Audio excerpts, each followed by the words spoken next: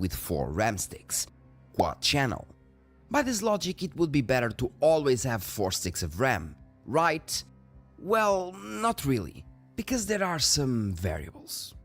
First of all, the number of RAM sticks aren't always connected to the number of memory channels because the CPU has to support those same memory channels. The current mainstream CPUs from AMD and Intel, like the Ryzen 7000 series and the Core i14 series, well, they only support dual channel, meaning that even if you use 4 RAM sticks with those CPUs, you'll still be limited to dual channel. You'll just have 2 RAM sticks per channel. The only CPUs that support quad channel are the HEDT ones, like the Intel Xeons and AMD Threadrippers, with the AMD EPYC and higher-end Xeons supporting octa channel. On top of this, the DDR5 changed things a bit, and you might read online or hear someone saying that every single stick of DDR5 is now dual channel. And they're right, but also wrong. With DDR5, the design was changed in several ways, and now each memory stick delivers in fact dual channel, but it is dual channel on the RAM side. Let me explain. Current mainstream CPUs feature 128-bit bus, and when those 128-bit bus are being used, they're working in dual channel, while single channel will be using 64-bit bus. And while the DDR5 design was changed for each stick to deliver dual channel, to be kind of more efficient, they just broke one 64-bit bus channel into 2 32-bit bus ones, meaning that technically, if you're using one DDR5 memory stick, you can say you're using dual channel on the memory side, but only single channel on the CPU one, as you're still using half of the CPU's available bandwidth, in this case 64-bit. In a matter of fact, if you compare both DDR4 and DDR5 in CPU-Z, with both using 2 sticks of RAM, well, DDR4 will show you 2 times 64-bit, while DDR5 will show you 4 times 32-bit, so both are using 128-bit bus, dual channel. And that begs the question, if 4 RAM sticks are still dual channel for most systems, what's the point of having 4 RAM sticks besides capacity? Well, this leads to the second thing we need to consider: single rank versus dual rank. The rank is applied for each RAM stick individually, and with DDR5 the number of banks per memory stick doubled. And as I stated before, we now have dual channel of 32-bit bus for each stick, so single and dual rank differences should be less relevant now at least. But in theory, dual rank 4 RAM sticks or 2 32GB sticks will always be faster than single rank at the same frequency and timings. And in case you're thinking about it, usually single RAM sticks have memory chips on one side only, while the dual rank ones have memory chips on both sides. And the performance difference usually comes from bank interleaving. Just stating that. And as I stated before, most DDR5 32GB sticks have memory chips on both sides, so most of them are dual rank, while the 16GB sticks are usually single rank, and since all DDR5 ICs are like 16GB nowadays, I believe, the 8GB sticks are kind of half rank, which is acceptable but not optimal. And I could tell you a bit more, but I guess I'll just leave it to the end of the video.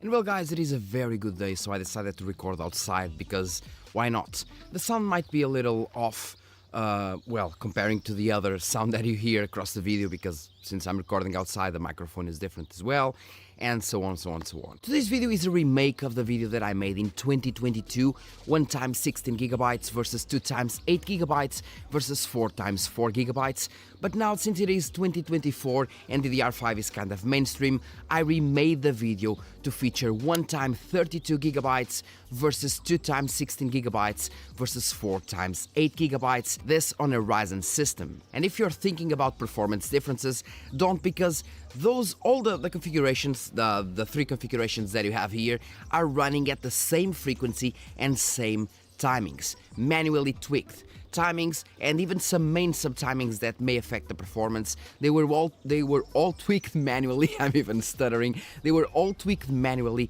in order to ensure that the frequency and timings are exactly the same, for the differences to be only in between single channel, dual channel, single rank and dual rank, and so on.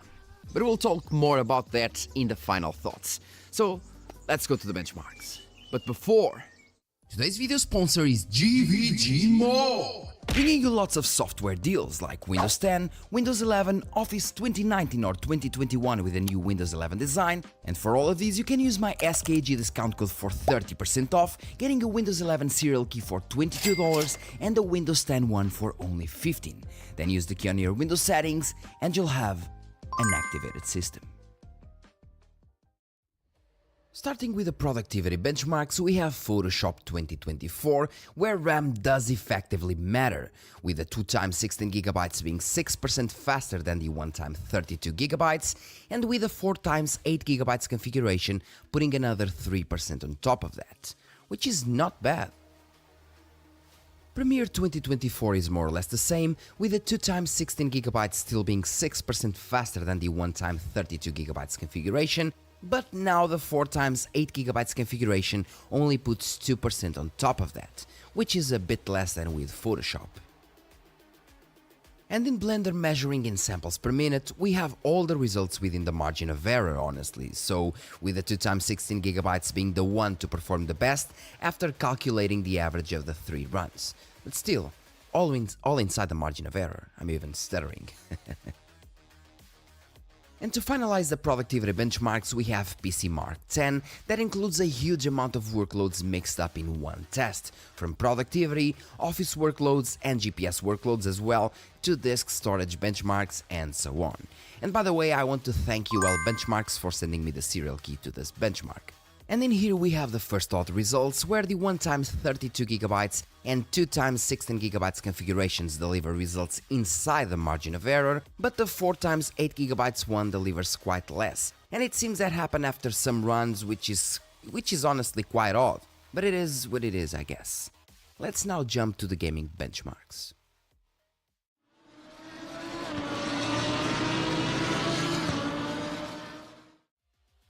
Starting with the Assetto Corsa, we have a CPU bottleneck at both 1080p and 1440p, which is actually good for RAM testing.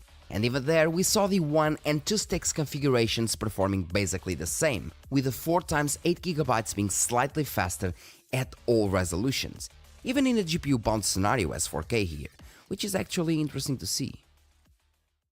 Call of Duty Modern Warfare 2 is also a messed up scenario somehow, as the 2x 16GB configuration seemed to have some kind of bug, as it performed slightly worse than the single stick one, which makes absolutely no sense, with the 4x 8GB configuration being 9% faster at 1080p and 5% faster at 1440p, which is actually quite decent. Gladly, Counter-Strike 2 puts the odd results away and delivers us constant ones, as constant as the number of cheaters in every match. Now, the higher number of sticks, the higher the performance it seems, with even 2x 16GB being slightly faster in the averages compared to the 1x 32GB, but most importantly in the 1% lows. And of course, you can increase those values in case you're using 4x 8GB, which will increase the 1% lows, especially at 4K. Hogwarts Legacy is another CPU and RAM intensive game, especially in Hogsmeade. I've tested this game hundreds of times and I'm not exaggerating, and it seems that it was made with 1440p in mind or something, as the first gains or drops in this game are always seen at 1440p, being it a GPU, CPU, or RAM benchmark. As for the results, the 4x 8GB configuration is the fastest one overall, delivering around the same performance as 2x 16GB at 1080p and 4K, but being considerably faster at 1440p, where it was 5% faster on average, but 11% faster in the 1% lows. And the number gets even bigger if you compare the 1% lows with 1x 32GB, now being 24% faster. With Dragon's Dogma 2 we're using ray tracing, so in most situations we're kind of GPU bottlenecked, at least, well, in this scenario. But we do have the 2x 16GB constantly performing slightly above the other two, which is expected in some cases, but with the 4x 8GB configuration actually performing worse than the 1x 32GB one, which is something only seen with PCMark 10. And now it seems it happened again. Banisher's Ghost of New Eden uses Unreal Engine 5 and is usually a GPU-intensive title, but as soon as you move into the village areas, Yeah, At 1080p, we had the 2x 16GB being only 4% faster than the 1x 32GB configuration, with the difference being even smaller when going to 4x 8GB. This in terms of averages, because the 1% lows get increased by 4%. And remember that the closer the 1% lows are to the averages, the smoother the gameplay will be. As for Avatar Frontiers of Pandora, the game uses ray tracing as well, but it is not in fact a very CPU or RAM dependent game, as even at 1080p and over 140 FPS, the difference we had from 1x 32GB to 4x 8GB can be considered kind of margin of error, meaning that the results are virtually the same here. Starfield is the most recent poster boy from Bethesda, and like something from Bethesda, it had to deliver weird results here and there, and this is one of those cases. What a shocker. At 1080p and 1440p, the 4x 8GB configuration is only slightly faster than the 1x 32GB one, which is odd to begin with, but quite understandable. What is not understandable is the fact that 2x 16GB one is delivering the best results here. Not by a huge difference, but it is there. At 4K we can see once again why dual channel is a must, as even the 32GB kits, or in this case the configuration, suffers here, with both kits delivering around 17% higher 1% lows. And that means the game was smoother with those configurations. The Last of Us also delivered some odd results here and there, but overall stable and understandable. At 1080p we had a 1% lows drop with a 2x 16GB configuration that was most likely an occasional stutter, but the averages are on par for both kits, being 9% faster than the 1x 32GB configuration. And the same exact thing applies to 1440p, which is great. But at 4K we had once again an odd result with a 2x 16GB that delivers lower FPS. Yeah. So I guess that in some specific instances, this game might deliver some inconsistent results, but overall trustable. And since I only use these results for one video, this one, I also tested PUBG here.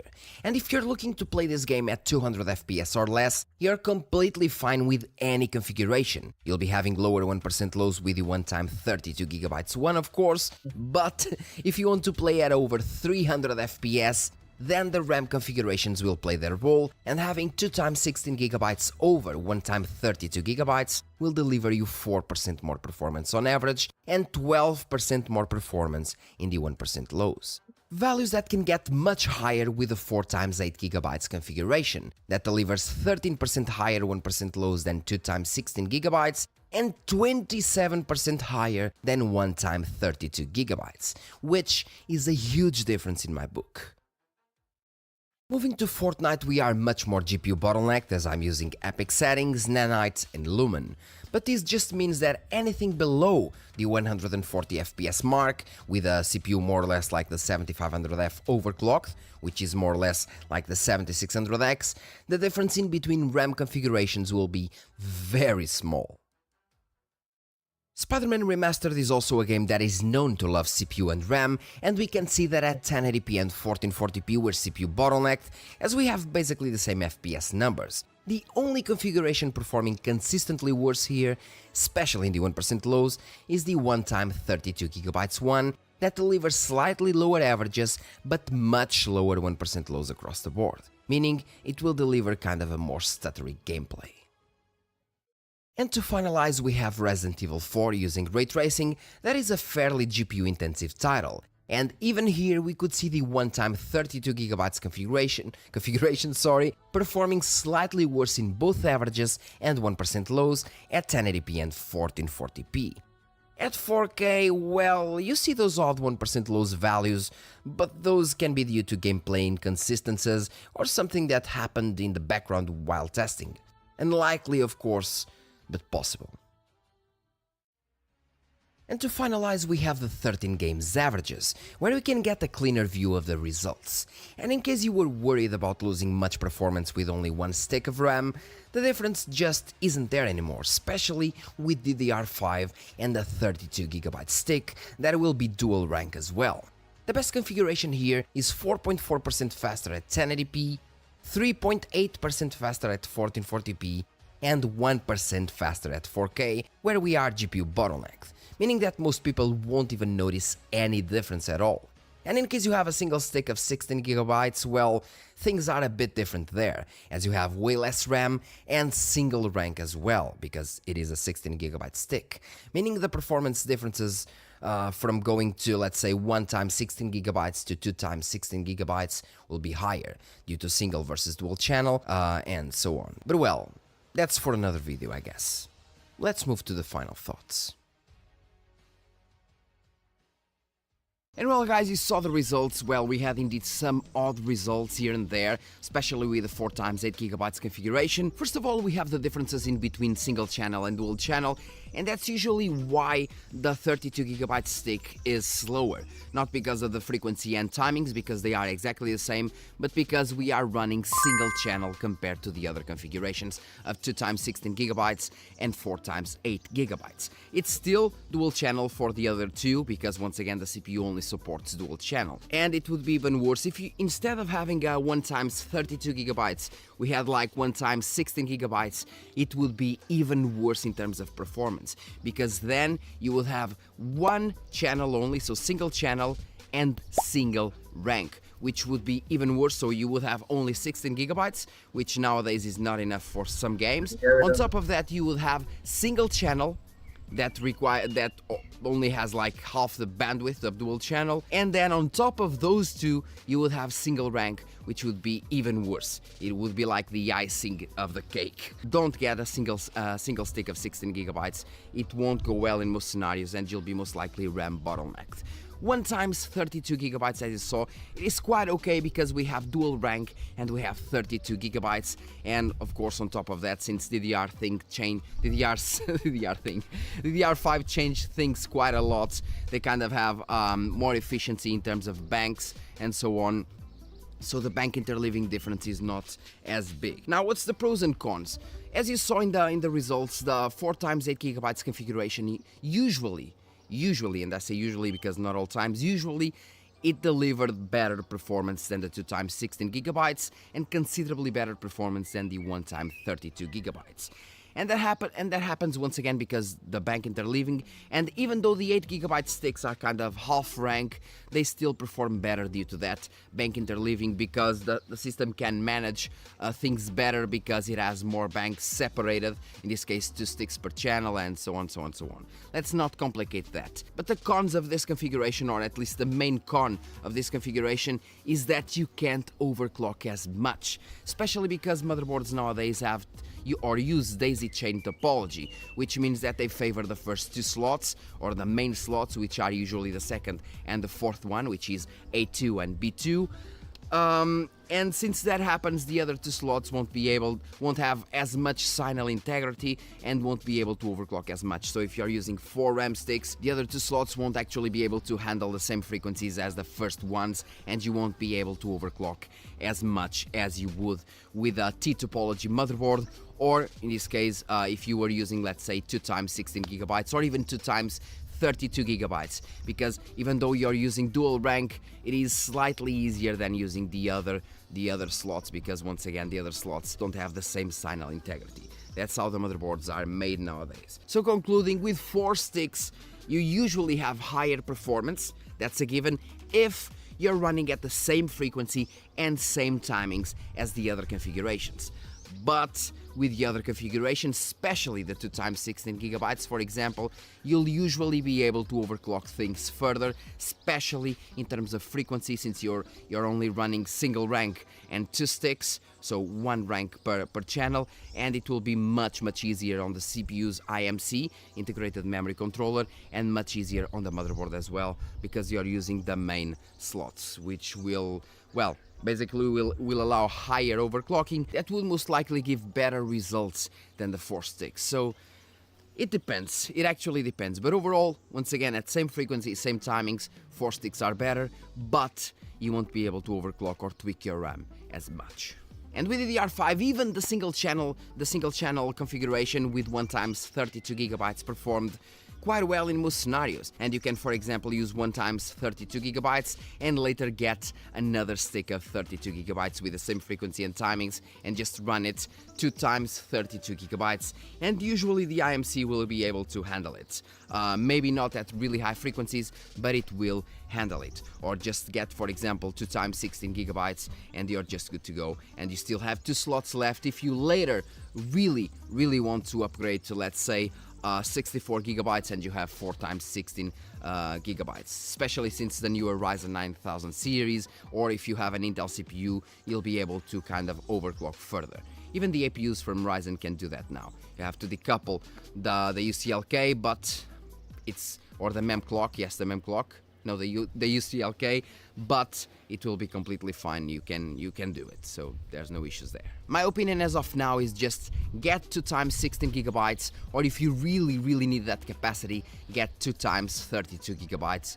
Don't go for the 4 sticks route, as it will be much harder on the IMC, and you might have problems. You might not even be able to achieve the expo frequency, and it will be a pain in the ass. So just go with 2 sticks, preferably if you want to go cheaper, and more than enough, 2 times 16 gigabytes as you saw. And well guys, that's all for today's video. Thank you very much for watching. Don't forget to hit like, subscribe and share this video. Leave your comment in the comment section and let me know what you think about these configurations and what configurations are you using on which CPU and system, which motherboard, which CPU, how much frequency can you get with 2 or 4 sticks, the differences. Just let us know your experience. Thank you very much, and if you can, really share the video because it means a lot for me and the channel. See you in the next one, guys.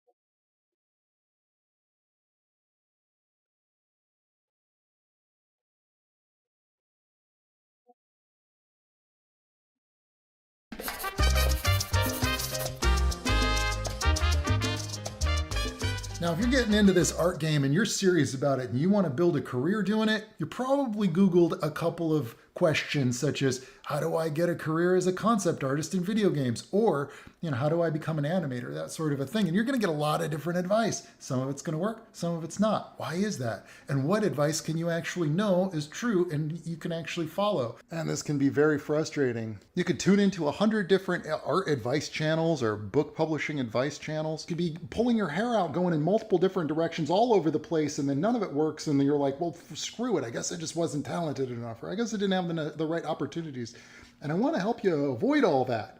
So I'm going to suggest that this is the only advice that you really need, and that is to just start making stuff. Because making entertainment, it isn't like brain surgery. It isn't like something where you need to understand. You're not building rockets. You don't have to understand physics. For example, if you want to publish books, you want to be an author, you want to be a writer, just go online, look up like how to publish books, get the stuff out there, and start collecting data yourself. Because yeah, you could talk to an animator and that animator might tell you, oh, you should go and apply here or go to this convention or talk to that person or this person. They could tell you, oh, you got to have these kind of pieces in your portfolio, or you got to like make your cover letter look like this or sound like that or whatever. All the little nuances and all the little details that aren't going to actually help you, because every situation is going to be different and it's ever evolving and ever changing. And yes, collecting data, collecting feedback from professionals that have done the thing that you're trying to do is valuable, but that's the nuance. That's the secondary stuff. The more important thing is get out there and make stuff. Most people don't do that. They want to work in video games, but they never make indie games. They don't take any courses on actual concept art. They're too busy chasing after Instagram artists. They're pursuing the wrong thing and they don't even realize it because they're not actually making the stuff. If you start making games, you learn the difference between concept art and illustration, for example. When you start making things, you realize how they're actually constructed, and then that makes you more employable. That's why companies want people with experience. You can make your own experience by making stuff. If you want to make art for games, for example, but you show your art to a 3D artist and they can't build it, well, that's a clear indicator that you are not suitable to be making concept art for games. It's so important that you just start making stuff. So many people will say, oh, I can't make YouTube videos. I don't have the expensive camera equipment. I don't have the expensive microphone. You don't need that to get started, man. So yeah, you can learn a lot from listening to other people, collecting information on how to pursue your goal and how to improve at your craft. But none of it's going to be as valuable as your own empirical evidence, your own experiences. And I looked back on my life and all the things that I had done. I self-published comics when I was only 16 years old. I got into the video game industry, which was my lifelong dream by the time I was 25, and was able to build my own game development studio simply from following this one simple principle. Just frickin' do it. I know that sounds so stupid, but it's the best advice that you could possibly get. Now, before you get upset at me and say, oh, Trent, that's too simple. What about all the minutia? What about all the ifs, then, that? Well, what about this person? What about that person? What should I say when I'm interviewing? What should I have in my portfolio? All these questions are consequences of things that you will find from just the experience of practicing and doing and paying attention. So it's not just as simple as just doing it, because you certainly have to be paying attention when you're doing it too. And that means adapting and adopting new techniques, paying attention to the feedback you're getting. But the long and the short of it is, if you don't get out there and make stuff, then how are you going to learn? Let's say, just as an example, to back up what I was saying before, let's say that you want to start a YouTube channel. Well, how do you become a successful YouTuber? You could go online right now and you'll find a bunch of videos saying, oh, get this equipment, get this kind of microphone, get this kind of camera. Oh, you have to be on camera. Oh, you have to have this kind of content. Oh, you have to say this kind of a thing or say that kind of a thing. Or, oh, you got to make it for 8-year-olds, or, oh, you got to make it for Minecraft videos or whatever. And then you go and you find that you do that and it doesn't freaking work. Well, why the heck not? Well, because a million other people watch the same video and they're all doing the same thing. And you got to do something different. And that means that you have to learn by your own empirical evidence, your own empirical experiences. Everybody has their strengths and their weaknesses. You got to kind of find what works for you. And no one general, tip or whatever is going to apply to everybody, right? Because we're all different. We all have different strengths. It's the same thing with choosing your art style. It's the same thing with choosing which career path you want to pursue. If you have a certain art style, it might not really fit very well for making games, for example. If you're a much more stylized artist, it's going to be really hard for you to try to paint photorealistically, for example, or vice versa. But I could point to about 500 videos online right now that'll say, hey, paint in this certain art style or whatever, and that'll get you jobs. Not necessarily, not for everybody. However, if you were to just stop listening to the noise and start making stuff and actually releasing it, even if it's not great, and then analyzing what's working and what's not working, you will get your feedback. You will get your inventory of items that you can work on. So stop worrying about getting it right and just make something. Put it out there, put out your YouTube video, analyze the feedback, analyze the reaction. If you didn't get a reaction, try something more interesting or a little bit more intense. Maybe even then you start to look into the nuance of things.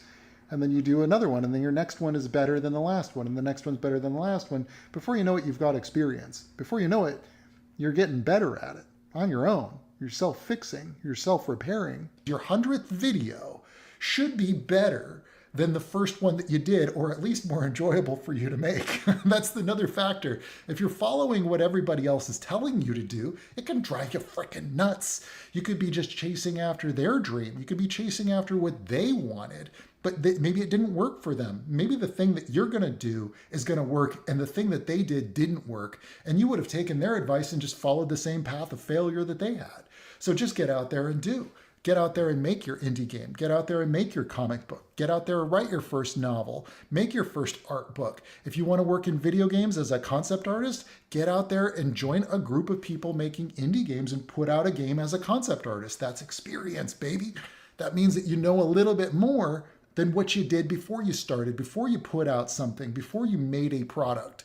Whatever it is that you're dreaming of making, just make something. Even if it's not great, it's better than not doing it at all. You'll never have a chance if you're still preparing. If you're going out and you're waiting for like, oh, I need a better camera. Oh, I need better equipment. Oh, I need better this. I need better that. Well, of course, I can't make a movie because I don't have $10 million or $50 million. Well, nobody's going to give you $50 million if you never made a movie with $0. You need to go out there with your cell phone and make a movie. If you really want to be making movies and you got no resources, make something kick-ass with what you got. It doesn't matter if it's nothing but pencils and paper. Just make something with what you got. The internet is mostly free. Because I can tell you what doesn't work. Doing nothing. Link. Doing nothing is not going to work. Waiting for someone to discover you and you never even put out any content, that's not going to work for sure, right? You scared about people stealing your ideas or stealing your art online? Well, guess what? Nobody's going to even know that you exist if you never post anywhere online. If you never put out a product, if you never put out your book, if you never even make that effort to put something out, then nobody's going to discover you, and even you won't know if you can do it or not. And nobody's going to put faith in you because there's a million other people who are just doing it. Also, when you're feeling like, oh, maybe I'm just not good enough to be putting my stuff out there, consider all the millions of subscribers and followers that some people get from just making something like a subpar animation. Like there are YouTubers out there, there are creators that are just doing what I would consider, as a professional, I would consider mediocre content, but they found their audience. And so what you might think is not great, somebody else might think is absolutely fantastic. And the only difference between you as a creator and that other person with the millions of subscribers is that they believed in themselves enough and they believed in what they were making, that they were just having fun. They just kept making. That's the difference. They just kept making stuff. And I know some people, they lose heart when they see something that really sucks, that gets like tons and tons of views and subscribers. But I actually get really motivated by that because I'm like, whoa, I really just need to keep making stuff. And then you get better and you repeat cycle. And then one day people go, wow, how did you get so good? Well, I just kept doing. But you can't get there if you're just trying all the little things that everybody else is saying. Oh, do this, no, do that, draw in this style, or you should be doing shorts. Well, okay, if that's your thing and you like doing that, then great. If not, don't change what you are to just follow the latest trend or what other people said you should be doing. Then why not work for you? Don't have time to make your 400-page graphic novel? Start with an 8-page story. Just finish it. Put it up online somewhere. And it doesn't cost you anything to get printed copies of your books. If you're interested in self-publishing, I have a workshop over on my Gumroad channel about making comics. It's how I got my start when I was a teenager, and it's never too late. You can be making your own books, you can be making your own art books, you could be making your own novels, and that could lead into whatever your other bigger dream is. If you just like world building, just make stuff. Start putting it up online, build an audience, build a following, at least build a community or get involved in one that already exists. And you will at least be more on your way than if you had never started and never got into it, or you were still just waiting for somebody's advice to work. Take the knowledge, take the experience, take all of that with you and build the confidence to be able to do bigger and bigger things. But if you never even set out on that trail, you'll never get to your destination. If you need a little help with the nuance, you just want to improve your art skills, I do have some tutorials over on my Gumroad channel. You can check those out, as well as getting my brushes, etc., or learning how to publish your own books. And for those who don't know, I have a massive amount of real-time videos of almost every painting that I do, and I've been doing that for 10 years. I've just put together a 10-year collection. That's like thousands of hours of tutorials. And so if you like my art and you want to know how I do it, I documented it all. Nothing is hidden on all those box sets of tutorials over on my Gumroad channel. I started my channel to help artists develop their career as an artist and develop their skills. So if you're into that, please do subscribe. If you're making something, please drop a link to it in the comments below. I'm going to challenge you, man. I'm going to see who's really up to the task, who's really pursuing their dreams. If you got nothing to link to, then man, I think you know what to do. Get to cracking, get to making stuff, man. I want to thank you so much for stopping by. Don't forget to push some buttons under the video, and I will see you guys in the next one. All right, ciao.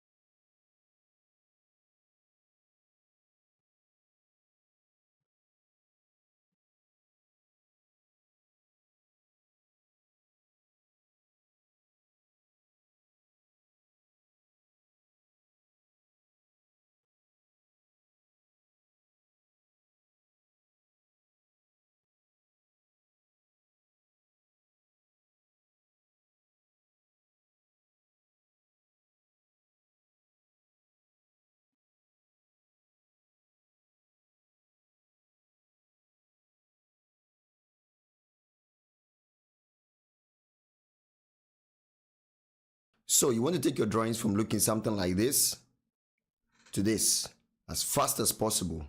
Stick around. Now, this is not going to be one of those generic art advice videos you find on YouTube on how to improve your drawings, with videos marked behind lots of effects, leaving the viewer kind of frustrated. Trust me, I've been there. So in this video, I'm literally going to hold your hands along the way, draw alongside you, and show you how to draw the human figure within a short period of time. And also show you what to practice and what to focus on when practicing. Everything I'm going to show you in this video is what worked for me. Learning to use shapes, yes, shapes, is what changed my drawing drastically. This principle applies everywhere, to environments, the human form, animals, mechs, you name it. So grab your stylus. If you don't have one, grab your sketchbook and your pencil, and let's start. So before we begin, I'm going to explain what the elements of design are, because these are very, very important that you understand. And for the beginners and those kind of struggling out there, I'm going to make it very simple. So every artwork out there done by your favorite artist or anyone, even from nature, has incorporated within it these elements of design. The rest, we're not going to tackle it for the purpose of this tutorial, which is drawing only. So you can use any shape you like, but we're going to stick with only these shapes because these better illustrate the human form: the sphere, the cube, the ovoid, and the cylinder. What they do is they serve as visual tools when you are drawing to train your eye, but you don't have to go super in detail like as I've done in this in this drawing right here. I only did it to show the structure. That's what the shapes are. They illustrate the structure, and the lines actually show the direction. Now, whenever you're drawing the human form, it can be broken down into three sections: the head, the thorax, and the pelvis. Now, this also applies when you're drawing the animals. Now, these are represented using spheres. I personally use spheres. You can use any shape you like. And the rest is just lines and smaller shapes based on that to represent the arms and the legs. So this is like stick drawing basically, just using shapes and lines to communicate what you want to draw. And if you can draw this, you can draw anything. And don't worry if this is kind of like overwhelming for you guys, because in a bit I'm going to go deeper and explain to you what to practice and what to focus on when practice, so that you can achieve this in a short amount of time as possible. So whenever you are drawing the human form, it can be broken into three phases: the gesture, the mannequin, and the muscles, which is the details. So the gesture phase is basically the skeleton, just using stick drawing to use as a visual tool and guide you what you want to draw. And the mannequin is basically refining the lines and refining the shape. And you don't have to go super in detail, like just refining the cylinder and the square and the spheres. That can be done if you want to use it for study purposes, for your own practice time, or maybe you are a teacher, you want to show others. You could do that. And then you progress to the muscle phase and the details phase. That is self-explanatory. That is not for this lesson. For this lesson, I want to help you get to drawing as fast as possible using just the shapes and the lines. Now, for the beginners out there and those kind of frustrated and don't know what to practice or where to start, I'll advise you to start by drawing these spheres or squares. Just with free hand, just start doing this. Doesn't matter if it's perfect, it doesn't matter. Just get your hand accustomed to that motion, right? Just keep doing it whenever you are seated, you're in the room, maybe watching a movie or something. Just grab a piece of paper and just do this. It's something I was doing when I was starting. I was just doing these circles. It doesn't matter. So you start to notice a huge improvement on your lines. You know, it will no longer be scratchy lines, but it will now be, you know, just smooth, just flowing. It doesn't matter if it's perfect. You know, practice the lines also. The lines, just let it flow. Just let it flow. Just be practicing these. I mean, it doesn't matter if you're an experienced or a beginner. So I took a couple of drawings from Pinterest. You can find these all over the internet. Just grab some of these figure drawings that others have done. I'll encourage that you start by tracing, right? That will actually help you a lot. Why? Because with tracing, you'll be able to develop your eye. At the beginning, you won't have confidence to be able to draw by visualizing. Once you're able to trace these things perfectly, you are well on your way to start drawing just by looking. You might do this just for a couple of days, maybe a week. Just trace these things, these drawings, And I'm telling you, by maybe in 2 weeks time, you start doing this just by looking at things. You just be on your way on the road and be looking at people in your surroundings and just start using these stick figures to draw it, just using these stick figures. And when you get home, you can even start to refine the lines without even having a picture of that person with you. And when you're doing this unconsciously, you are training your eye, right? You are training yourself. And when you're tracing also, your mind is catching certain details that consciously you're not actually picking it up, like the muscles, the movement, how the muscle contracts, and basically the details. You will not notice that your mind is picking, but it does. So one day you'll be drawing and you'll be shocked at what the things that you'll be doing. You can see the lines. I'm using it to show the direction of the shoulders, of the waistline, and also for the arms and the legs. So I use this if the person is inclined, if the person is standing in a neutral position. You should use these lines, the lines that you are practicing. Don't you do scratchy lines. Just set a rule for yourself. When you it might not be comfortable at the beginning, but once you train yourself, it will become comfortable. You just start. You've seen these YouTubers all over teaching the gesture drawing, and they are just using these flowing lines. It's like they don't lift the pencil of the paper. Yeah, it will become easy naturally as you keep doing it. So you can see in this section, I'm starting to approach it without tracing. So once you start to feel comfortable when you've traced for a while, and you feel like I can do this without tracing, just have the image and just start using the same thing you learned, right?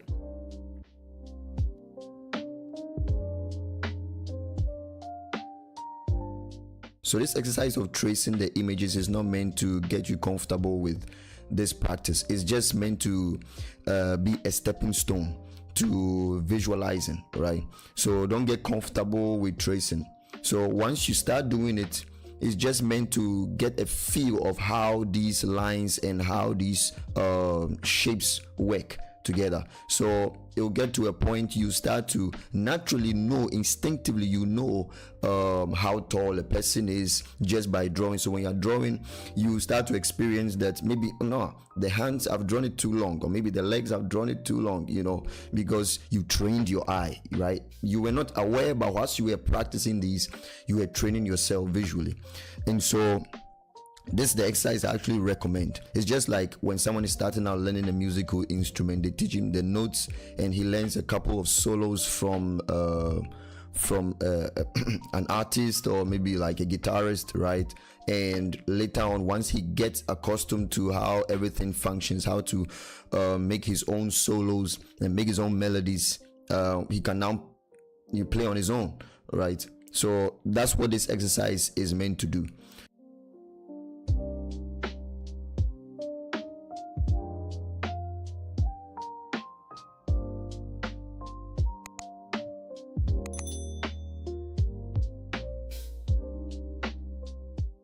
So as you can see, I'm now refining the lines. This is the mannequin stage. So you progress from that stage and you start to refine. It doesn't have to be a perfect like exactly as the image. It's just meant to communicate what you want to draw. Action poses are very dynamic. They have lots of movement within them. Like there's a lot of stretches and contractions going on. So it's very, very good that you grab those kind of images and trace them also. You see a lot of movement in the muscle and everything.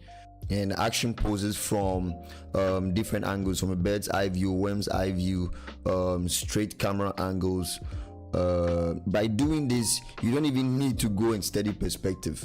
I'll tell you the honest truth, I never studied perspective. Maybe I did in theory, but in practicing I didn't do it. I just traced, and also after learning that, I just started to be able to know by just looking at it and drawing. So once you do this, you are naturally teaching yourself perspective, but indirectly. So that's why I recommend this exercise. Grab images in foreshortening, in kind of like these perspective positions.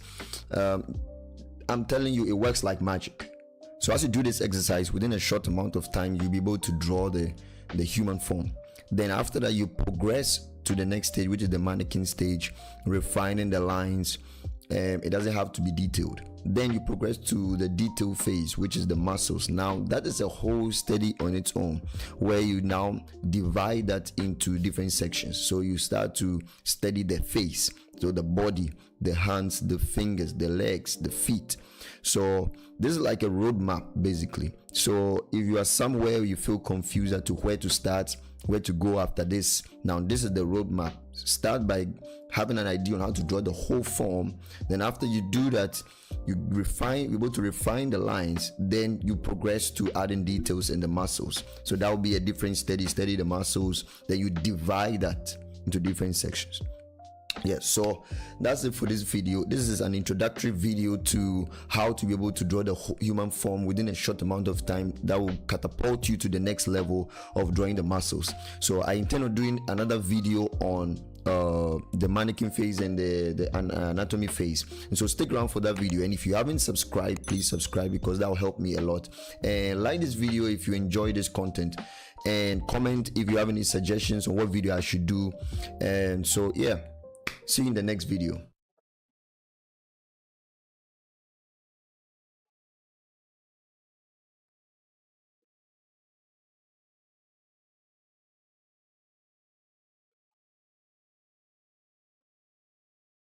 Hello fellow drawers, my name is Valerie. I am a self-taught digital artist. So I've been thinking about how to make this video for quite some time, and I'll just say it was quite a struggle. I don't know if this is like a disclaimer or something, but I am a self-taught artist, which means that I never got any formal official education in art. I learned everything I know via YouTube tutorials, studying other people's works, and simply trial and error, learning from my mistakes. So I probably will not be able to explain everything with the correct art terms from the book of art, because I don't know all the terms, and I just know how I do things. When I got my very first comment asking about a rendering tutorial, I was like, what do you mean, tutorial? It just kind of happens. What do you mean? And it took me quite a long time to be able to dissect and understand what I'm actually doing and put it into words to now explain it to you. So with that said, let's get started. I will be using some of my recent drawings, mostly this one, to explain exactly what I'm doing, because I like my rendering on these drawings. Step 1. Flat colors. Before you start rendering, you have to make sure your flat colors look good. They are also called base colors because that is the base for your future rendering. If your flat colors are ugly, no rendering is gonna fix that. So the first thing you need to do is to make sure that all your flat colors are about the same saturation. They can be lighter or darker, they can be different colors, but the saturation has to be pretty much the same. Because if I make some parts more or less saturated than others, then all the colors will look kind of dirty and it will look just off. And the second thing, to make your base colors look even better and to help them enhance your future rendering, add some color variation, some gradients, instead of filling the area with just one solid color. That will just add a little more flavor to your drawing. I always do that with skin.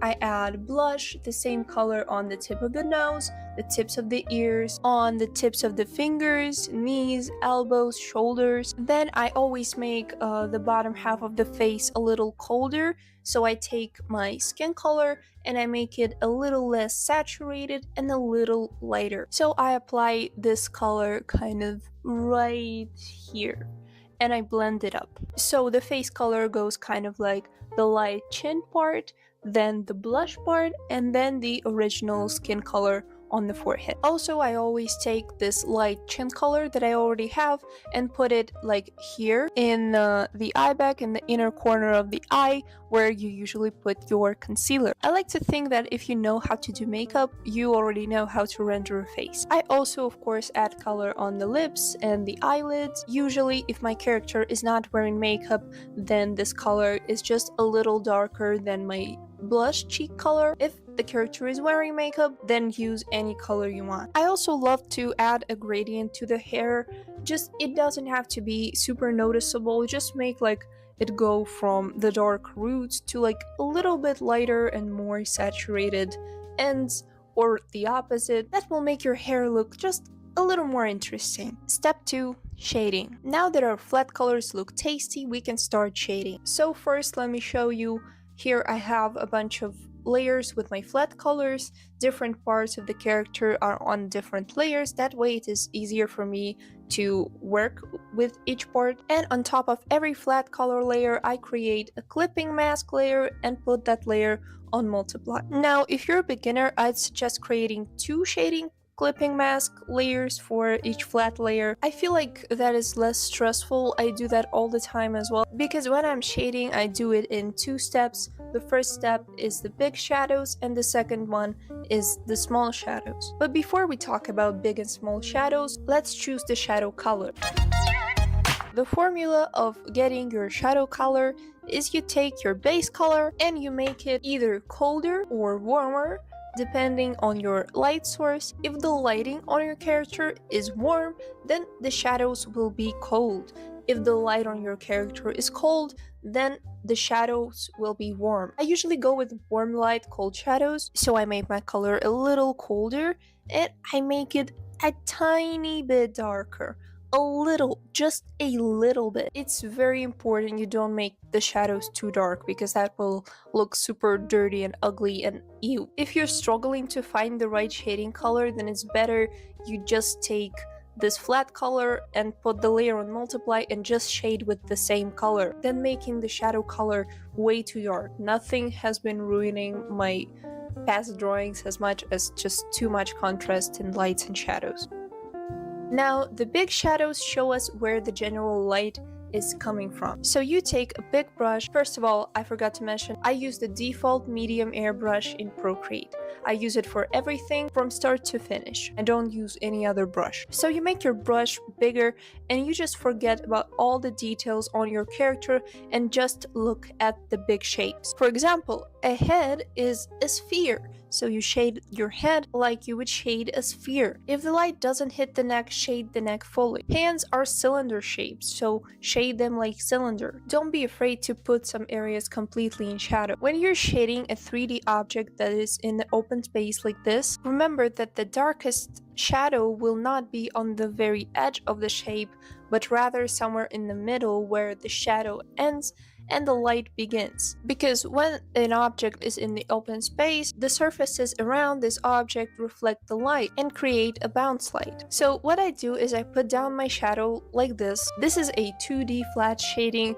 If you have a cartoony 2D style, then that's fine, that's okay. But my style is semi-realistic, so what I do is I take my smudge tool and pressing at like 50% strength, I smudge and kind of erase my shadow. Actually, I think you can use an eraser. I don't know, I'm just used to a smudge tool. So you can still tell that this part is in shadow, but the darkest point of this shadow is right here on the edge where our shadow ends and our light begins. And remember that the lightest shadow is still darker than the darkest light. So we're done shading our big shapes, so now we create another clipping mask multiply layer on top of this one for our smaller shadows, and now we go back to the same big shapes and we start trying to dissect them into smaller ones, looking for the same spheres and cylinders. So for example, you can say that the nose is kind of a sphere shape, the eyes and the eyelids is kind of a sphere shape, also indicating the different planes of the face. I always indicate this kind of crease. The lighting doesn't allow you to really see that, but this crease between our hollow eye sockets and our nose cheek area that goes kind of like this. That's just usually what I prefer to do on my characters' faces. That's not like 100% realistic. It's not usually that pronounced on real people. I'd say that's a more of a stylistic choice, but anyways, that's what I do. So no matter what you're shading, the darkest point is usually always going to be contrasted with the lightest point. So when I'm working on the small shadow layer, not only do I add smaller shadows, but I also go back into my big shadows. I take a colder, darker color and indicate some of the darkest points under the chin, in the nostrils, under the arms, and other places where the light doesn't hit the surface. And I also always use 2 layers of shading on the hands and fingers because there are a lot of creases and smaller details that you have to really work on. I talked about how I shade my hair in my liner tutorial video. I went in full detail and explained my whole process, so I will not go like really in depth about that here, but basically I select chunks of hair and do the same process as with everything else. Big shadows first, small shadows second, using the smudge tool, the eraser, the lasso tool, and going chunk by chunk until all hair is done. That process takes a lot of time and patience, especially when I draw characters that have a lot of hair. Then the hair shading process can take longer than everything else combined, but I love the way it looks and I find it pretty therapeutic, so that's why I do it the way I do. Step 3 is lighting. Most of my characters are just standing, floating in the void with a rectangle for a background. I don't know, I just don't like drawing backgrounds or nature or any kind of location art at all, just not my thing. I love dedicating all my time to the characters themselves, making sure the pose looks dynamic, working on small outfit and hair details. That's what I like. So I never really do any complex advanced lighting scenarios. All of my characters stand in kind of a basic studio lighting, lit from the front, so I don't do much for my lighting layers, but this is what I do. I make a screen layer on top of everything, on top of my liner, and I add a rim lighting coming from the back of the character to make the character's silhouette stand out more. And on the same screen layer, I usually add some smaller highlight points, which are highlights in the eyes, near the nostrils, in the corners of the eyes, on the tip of the nose, above the top lip, on the bottom lip, and here in the corners of the mouth. Now for the hair highlights, I usually just make this wiggly messy line that goes all across the hair, following the hair shape, and then I start slowly erasing it from the top and from the bottom, erasing the space between the hair strands until I get this soft, smooth highlight. I never use too light of a color. I usually make the highlight color just a little bit lighter than the hair color because your hair is not made of metal or latex. It cannot have this bright white highlights. Step 4, final touches. Here I usually add like 2 layers that act kind of like filters for an even juicier, tastier look. One of them is usually a multiply layer.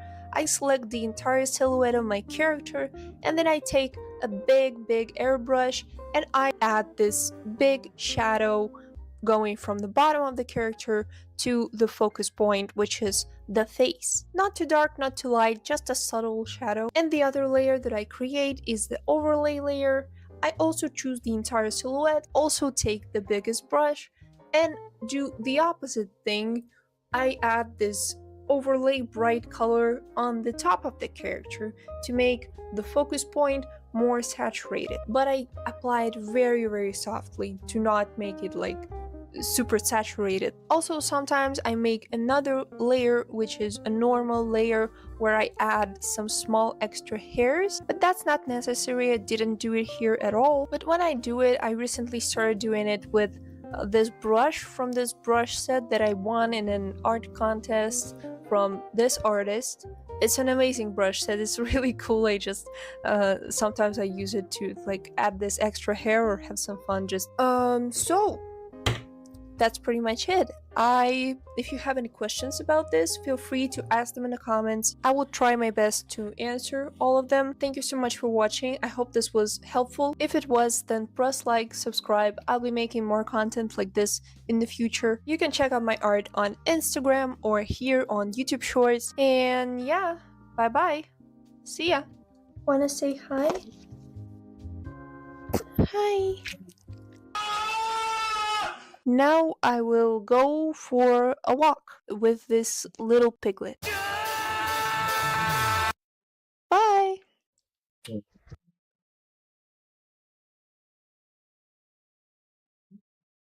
Cophistry Ambit says. Visit Anthenixskate@SKO5 page at link. This story is about this virgin loser who became the world's greatest assassin. He dedicated his life to work in the shadows just to help his older brother achieve peace. But unexpectedly, he was betrayed. He was charged for treason just because his brother became afraid of the power that he could wield. Long story short, he died. Fortunately, he regressed back when he was still a kid.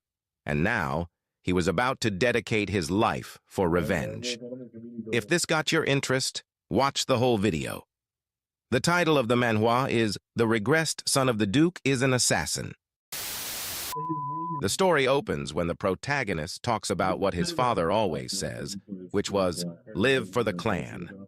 He remembered this while they were in the middle of a battlefield. It meant that he should not desire for anything and that he should just stay by his brother's side like a shadow.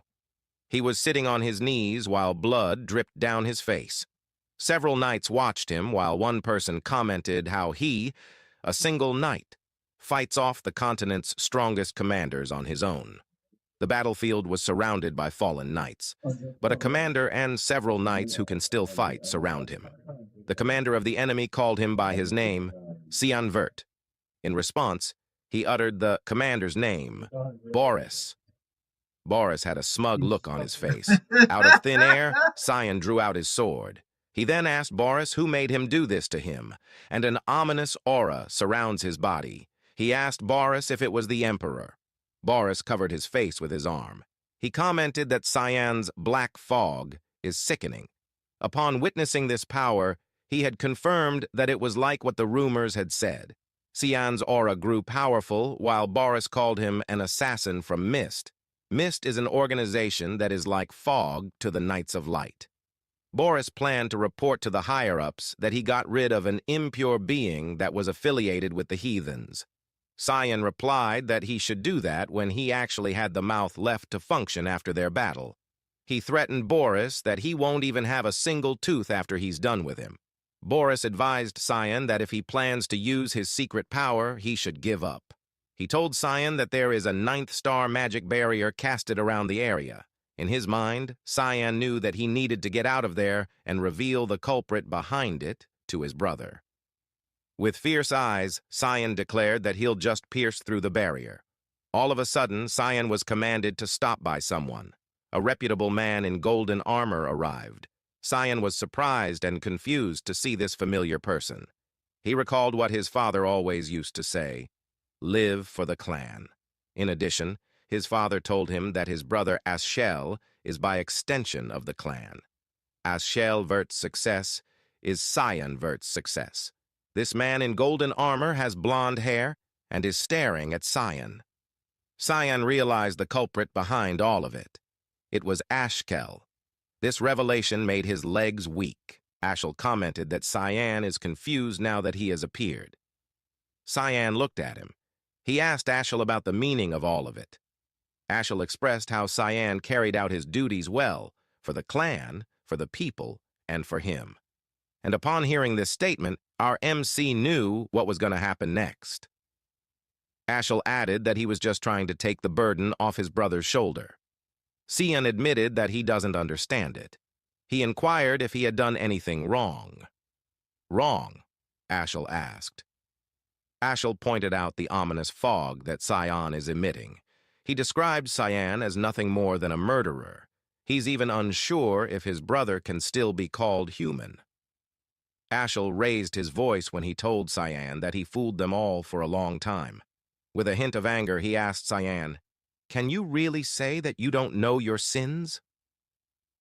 The word murderer and sin echoes in Sian's head. This made him furious as he wondered what the hell Aschel was talking about. The succession fight within the Empire, the Demon King army's raid, the war to unify the continent. Sian helped Aschel through all of that. All because for Sian, serving his brother is his life. He punched the ground in anger. Our MC slowly stood up. He thought about how Aschel is now abandoning him.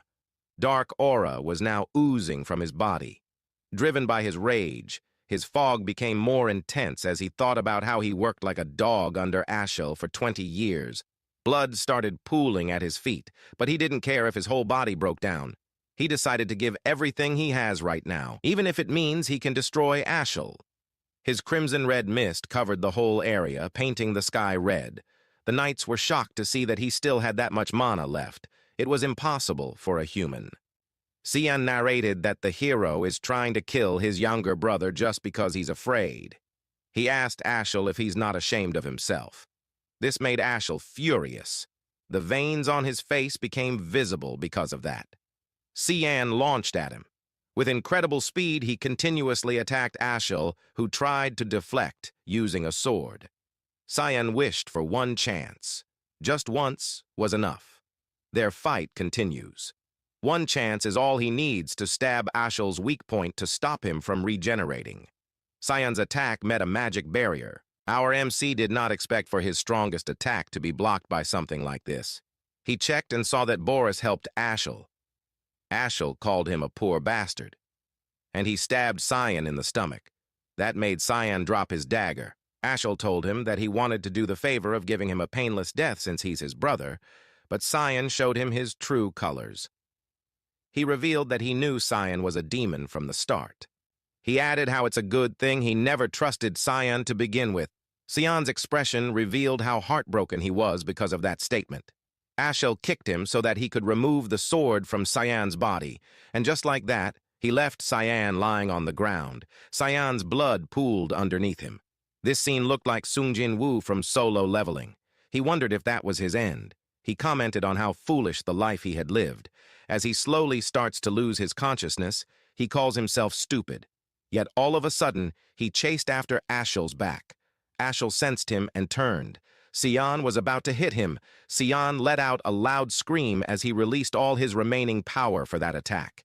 His dagger was inches away from Ashel's throat, but he was interrupted with a powerful force that blew him away. He lost consciousness. Then he heard somebody calling him young Master Cian. He immediately woke up. He was sweating profusely and was catching his breath. The maid scolded him for sleeping in. She told him to get his act together since he needs to get ready. He was surprised to see Emily. He asked her what she was doing there. Emily was also surprised. And then he realized something. It has been 20 years since he last saw her, and yet she's the same as she was when he last saw her. He noticed the surroundings. He remembered that it was the room he used to live in when he was younger. Even the furniture arrangement was the same, and he thought that maybe he went back to being a child. Emily called him to get his attention. She asked him if he was stalling for time because he doesn't want to go for training. She instructed him to make up his mind and get going. The young Cian had no idea what Emily talked about. He asked what training she pertained to. In the Vertclan Duchy. Cian looked around and he was certain that he was back in the duchy of the past. He wondered if the situation is what they call the life flashing before your eyes just before your death. He remembered 27 years ago. It was during the Foundation year 985, March 1st. It was a year before he entered the academy. Every year, the duchy holds a dual training session. His father, who is the owner of the duchy, Duke Vert, attends the event, making it a very big deal. His opponent is Kranz Vert. He is the same age as Cian. He is his half-brother. Kranz's mother, Margaret Ezret, is the Duke's wife. Thanks to that, Kranz received a lot more attention despite the fact that they were both the youngest. Cian was considered a bastard son, and after being mocked in that fight, he became a laughingstock to everyone. The duel was the reason why his father stopped paying attention to him, too. Emily whispered and suggested that he should surrender. Young Cian assured him that it's okay, and he just needed to win. In his head, Cian took that as the maid looking down at him. Cian sensed something. His weapon, a rapier, was heavy. He figured out his strength is the same when he was at that age. The sensation felt like it was not from a dream, nor a memory of his life flashing before his eyes. He had never heard of a magic spell that is capable of creating such strong illusions either. He wondered if he's really back in the past. Kranz commented how his brother didn't run off from the duel. Cian thought that this could be his chance to change the future. He looked at his father, who declared the start of the match. Kranz attacked first while asking him where he's looking. Kranz was confident that he would hit him with his sword. Cian stood there and watched him. He thought how Kranz is like a snail. He shifted his stance, and that made Kranz surprised. Basically, Cian just took a step to move on the side, and Kranz missed to hit him. This triggered Kranz. He commented how Cian is dodging like a coward. But before Kranz could further do anything, Cian hit his hand, and Kranz's sword flew. Then Cian kicked him on the shin. Kranz was in pain. He fell to the ground and hugged his knees while groaning loudly. His mother yelled out his name in worry. Sion thought that now, if he just puts his sword on Kranz's throat, the duel will be over. He gripped his sword as he thought that wasn't enough. He recalled that when he was at that age, Kranz always bullies him as a form of entertainment. And that bullying continued in the academy, too. So Sion thought that he needed to really stomp him down so that he can never try to do anything like that to him again. Sion had decided that in that life, he will pave a path on his own for himself. Kranz got terrified. Tears were streaming down his face. Kranz was in pain. The result of the duel was that Kranz lost. The Duke ordered Sion to see him, and even freed up a schedule. That made Sion ponder if his victory in the duel was really that impressive. He even had a high-class knight, Ulken, who was directly affiliated with the Duke, escorting him. He met Margaret Ezret in the hallway. It looked like she talked to the Duke about her son. Sion grinned when he saw that she looked like she stepped in shit. He asked her if Kranz is okay. She was furious. She told him that he was audacious to ask such a question after beating his brother like that. She told him that he was thick-skinned. She passed by her while saying that it's how duels are. Then he heard her say, "This is why bastards shouldn't be treated like legitimate children." With a devilish grin, Margaret Ezret continued to say that, like mother, like son, and that his mother is a dirty whore. She told him that he should be on the streets begging for food instead. He was daring to put up a fight when he should have just known how to be grateful. Sion looked back at her with a murderous intent. She had crossed the line. He pondered if he should just kill her, but he stopped himself. A grin flashed on his face. He knew better than anyone on how to make her suffer. He planned to torture her. Slowly, like painstakingly slowly. He asked her if she's aware that he's going to the academy along with Kranz. She asked him what his point was. Then he said, "I'm sure you want your son to graduate with limbs, right? I guess you're not that worried about him, huh, Duchess?" This triggered her even more. She was about to slap him while calling him a vulgar piece of shit. Yulkin's arm protected Sion. Yulkin apologized to the Duchess. He explained that the Duke called Sion urgently, so they had to go. With a stern expression, he told the Duchess that they will get going. The Duchess remained silent. The Duke's orders are absolute. Sion peeked from Ulkin's back and laughed. He was being protected by the guard knight who was given that order, a knight who won't submit, even to the Duke's wife. He thought of how Yulkin is nice and reliable. The door opened, and the Duke told them to come in. Sion entered the room. He greeted the Duke. In his mind, he recalled that it has been almost 15 years since they had met one-on-one. Duke Willius Vert is the great feudal lord of Velius, a western feud of the Ushif Empire. The world calls him by a different name, the guardian of the continent. He is the hero who stopped the invasion of demons for a long time, with the help of his remarkable magic power and otherworldly wisdom. That man shouldered a responsibility no one compelled on him until his very death in battle against the invasion of the Demon King's army. All he wanted was there to be peace in the entirety of the continent. But Sion's memories of him are different. As a man who utilized his free will to decide on living his whole life serving others. For Sion, he is a stupid man. The Duke commented how Sion's eyes precisely followed the sword and dodged it. Sion was confused.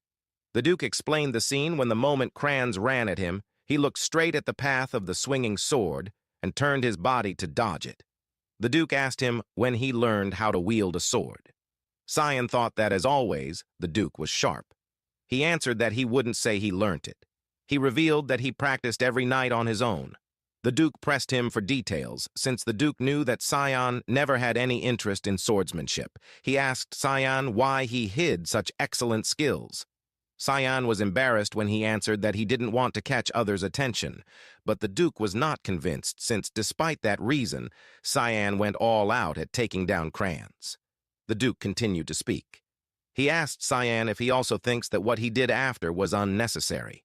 The Duke was talking about Sion kicking Kranz on the ground. Sion thought that the intention of the Duke behind the question seems pretty perusing.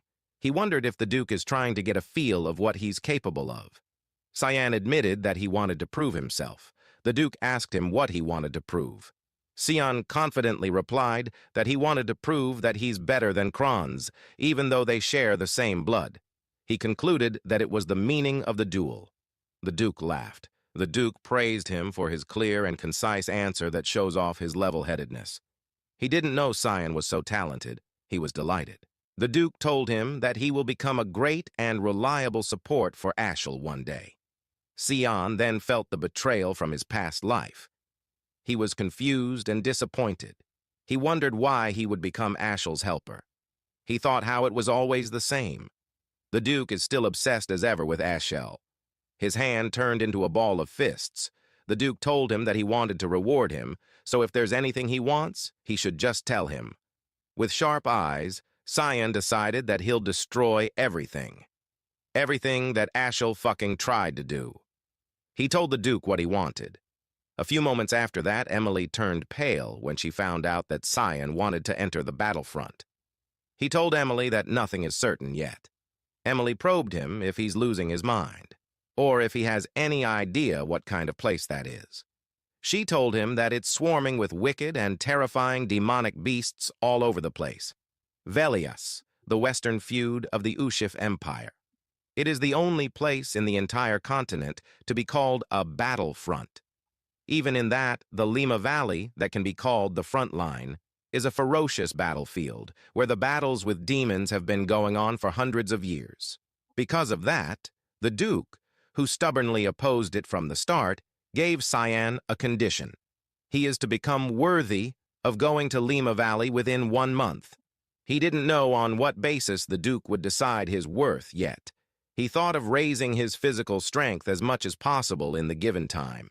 He's aware that he's still weaker than his peers, but he also appreciates that he's lucky enough to have the same combat sense as he had before, regressing, and the little amount of magic he sensed from within him.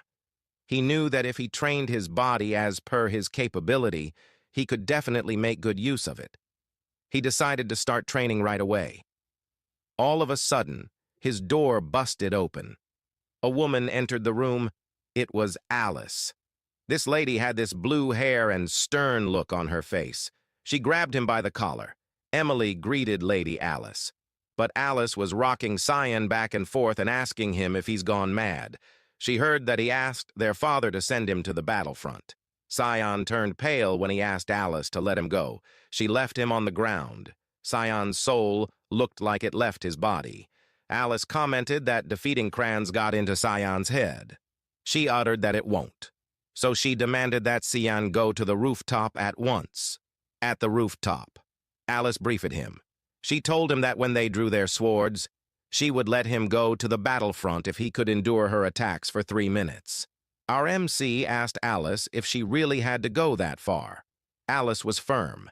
She demanded him to answer one question. She inquired if Sion is after the family's title. Internally, Sion was surprised that she's going that far for that reason. He doesn't even have the slightest interest in that. Alice assumed that his silence means yes. She instructed him to draw his sword.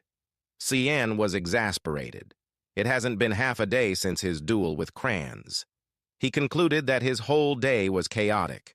Alice proceeds to attack him. He did not expect that, but he was able to block her attack, which surprised Alice because that would have been impossible for a 10-year-old. Sion pondered if she really planned to go all out against her brother, who is 7 years younger than her. Alice stepped back. She was processing what happened. A rapier has a very light blade, yet Sion cleanly parried off her longsword's attack. She wondered if he'd just got lucky. She told him that he's got better intuition than she thought. He knew from Alice's expression that he's screwed. Alice went all out on her next attacks. She leapt to attack him, but Sion was able to block her sword using his rapier. More than that, he was able to slide his sword well so that he was able to position it parallel to her throat. Alice was taken aback. Sion was struggling. He shifted his sword, but Alice blasted him away. He landed on top of the pillar. Breathing heavily, he thought how the situation could go wrong. Had he not twisted his sword midway through, he would have keeled her. Mist's swordsmanship skill, thick fog, mostly consists of skills meant to keel immediately. Sion admitted to himself that it's hard to fight without Keeling because his strength is lacking. He wondered how much time was left. He's compensating for his weak strength by imbuing the sword with his mana, but he's almost at his limit. Alice was breathing heavily, too.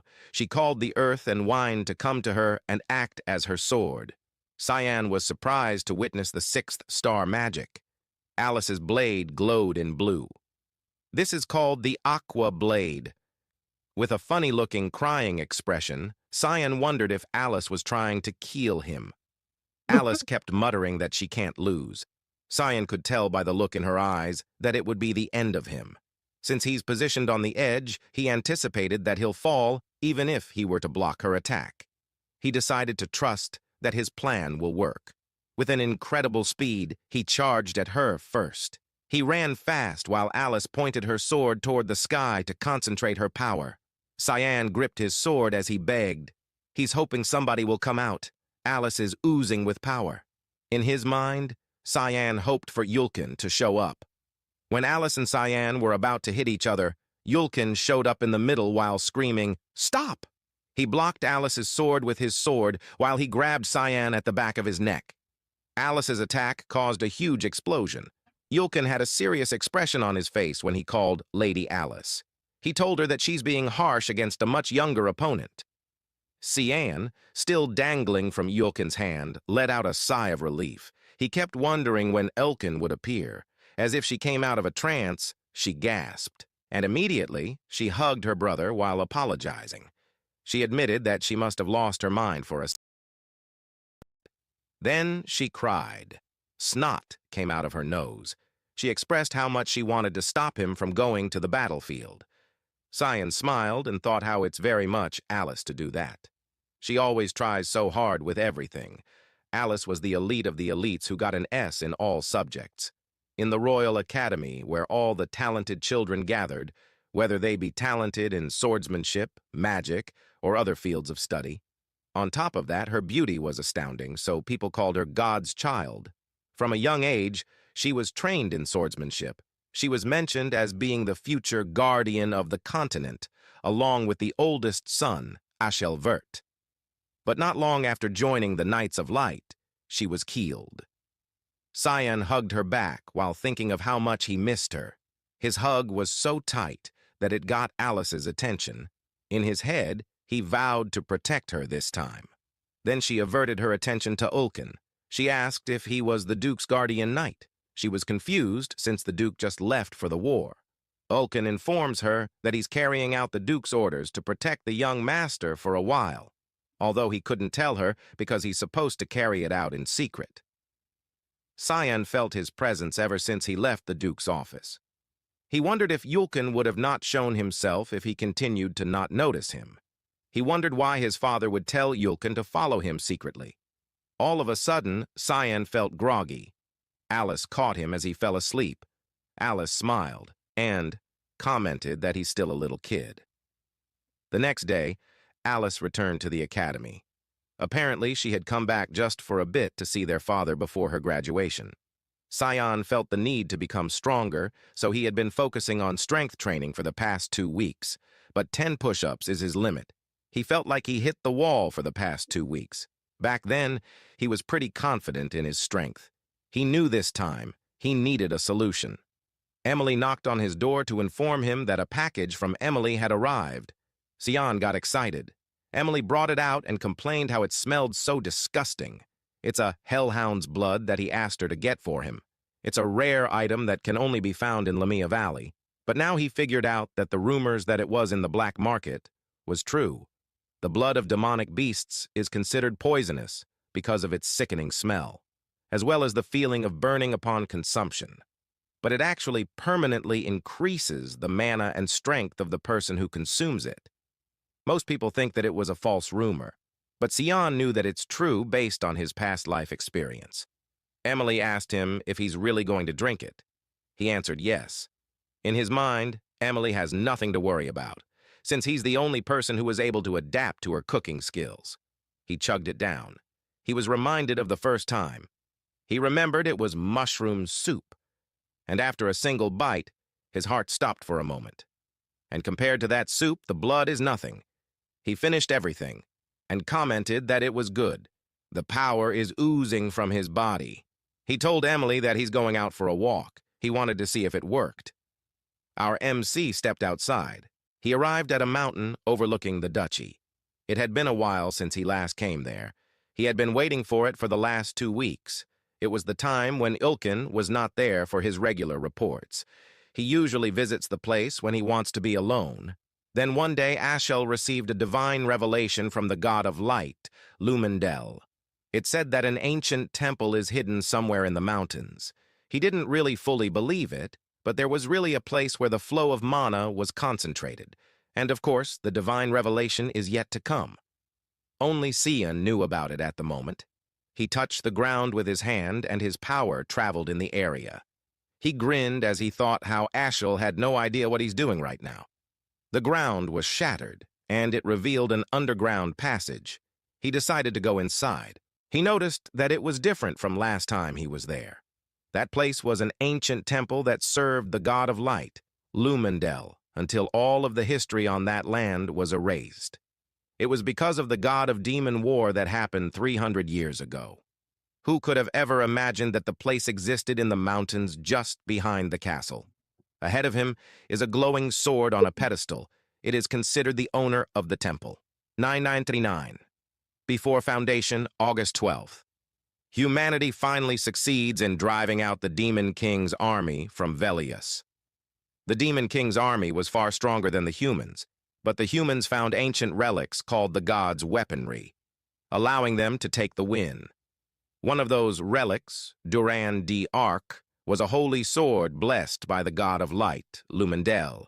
The sword was deemed the main cause of humanity's victory against the demons, and Sion will meet his pitiful death in the future due to that sword, which will be possessed by Ashel Vert. He entertained the thought that perhaps Duran d'Arc had something to do with his regression. He touched the sword, and as he expected, nothing happened. He kicked the sword in frustration. He uttered that it ruined his mood. He mocked it, saying, "Holy sword, my ass." He decided to take care of his business and then leave. Little did he know, the sword was also annoyed. Once he walks past the light, there's a shadow that feels otherworldly. Sion found it. At first glance, it looked like a sword shadow, but it was not a shadow. Where there is light, there must be darkness too. He imbued it with his power. It revealed a pathway that leads to another room, hidden by the altar of light. Our MC opened the door. He saw his sword glowing in red on top of the pedestal. He told his sword that it was nice to see it. Sion grabbed his sword. It was the demonic sword, Karam, the same sword he was wielding before he died. The moment he touched it, it revealed a powerful ominous aura. He uttered, "Good morning, Karam," but there was no response, so he wondered if it's still not awake. Still, Sion was elated. The familiar feeling to him was the best that it made him want to slay something right there and then. And then a shadow with sharp eyes appeared on the ground. It asked Sion if he had no fear. Karam asked if he didn't know what it meant to have woken him up. Sion nonchalantly answered that he didn't know, and it could be that it meant the sword is his now. The shadow became bigger and intimidating. It informed Sion that since he woke up a demonic sword, it was too late to regret it now. The shadow grinned, and it revealed several pointy teeth. It rushed towards Sion while claiming that Sion's body will be owned by him. But Karam was surprised that Sion casually choked him. Sion told him that he wasn't that trashy before. The shadow started fading away, and it revealed a human face. Karam wondered how Sion could touch him. As if an answer, Sion reiterated that the sword is his. Karam had pink, long, pointy nails. It attacked Sion with it while screaming, "Fuck off!" Sion lost his grip, and Karam leapt backwards. When Karam was fully revealed, it turned out she was a woman. She asked Sion who he was. She can see a dark aura surrounding him. She asked if he was the successor. She inquired why she could feel Eru's aura from him. Sion answered that she's right and that he is the successor of Eru. He wore a devilish grin and told her that her master is back. He demanded her to bow down. He called her Demonic Sword Karam. Karam denies him by saying that he's just a kid. She couldn't accept it. They fought each other. Cyan figured out that words weren't enough. The demonic sword's final goal is to take over the body of the user. That left him no choice. He planned to go easy on her. But then Cyan grinned and activated demonic sword control. All of a sudden, Karam was being pulled to the ground, and the impact made her groan. Cyan told her that he will just say it once. He inquired as to why she won't accept him as her owner while he's still being nice. She grits her teeth as she asks him how he can use that power. He activated demonic sword control again, and that smashed her face to the ground. He did that over and over again. Her whole head is already buried deep in the ground. Cyan asked if she's ready to accept now. Karam replied that she accepted, yet she called him human. Cyan was about to activate demonic sword control again, but he stopped when Karam corrected herself and called him master, now that he had taken care of his business in that place. Cyan wondered if it's time for him to go back since he had been gone for too long. Karam, in the sword form, expressed that it's been so long since she breathed fresh air. She let out herself from the sword. She looked like a black balloon with eyes, mouth, and pink hair. She was happy to express that she found it refreshing. She asked for her master's name. Cyan gave his full name. She commented that she had never heard that name before. Once again, she asked if Eru really chose a kid like him. Cyan answered, "Yeah, in my past life." That confused Karam. Cyan explained that he died once before. In her mind, Karam thought, "What the hell?" And then she noticed something. They were in front of the other sword. She commented how he's still sleeping. Cyan commented how the sword would have to wait for 20 years for his owner. Karam commented that Cyan talked as if he knew the future. He grabbed his sword and assumed stance. Out of the blue, he cut the handle of the sword in front of them. Cofistry Ambit says. Karam was surprised. Visit He asked him what he planned to do with it. He had a devilish grin on his face. He said that it could make things a bit more interesting in the future. The carriage can be seen moving away from the castle as the sun sets. It then slowed down until it stops. Cyan is wearing a shield on his chest. He couldn't believe the day had already come. He thought about how time flies by. Cyan greeted the Duke upon his arrival. The Duke told him that it will be the last time that he will ask him. He inquired if Cyan is still determined to go to the battlefront. He told Cyan that if he wanted to back out now, he wouldn't stop him. With confidence, Cyan announced that he's certain since his heart already lies at the battlefront. The Duke instructed Yulkin to open what he had. Yulkin is holding a scroll. Cyan recognized that it was a magic scroll. He wondered if they're summoning something. Yulkin released the magic scroll, and a creature with flames on its body appeared before them. This creature's paws have sharp claws. It was a hellhound, a low-rank demonic beast from the Lamea Valley. Cyan thought that his father and the knights must have had a hard time preparing for the test. The knights placed their hand on the sword. Cyan had observed that and thought how the knights are prepared to step in when it becomes dangerous. The Duke told him that he's responsible for his actions. The Duke urged him to prove how strong his resolve is by passing the trial and showing it to them. Yulkin thought about this trial. He tightened his grip on his sword. He recalled the time when Cyan invited him for a duel. That time, Cyan explained that there are only 3 days left until the deadline of his promise to his father. He thought that he couldn't just keep swinging his sword in the air. He told Yulkin that he wanted to have a sense of a real fight, too. So he asked him to help him out. Yulkin was hesitant, so he suggested for Cyan to duel with someone at his age, like the young Master Kranz. Cyan explained that for some reason Kranz runs away whenever he sees him.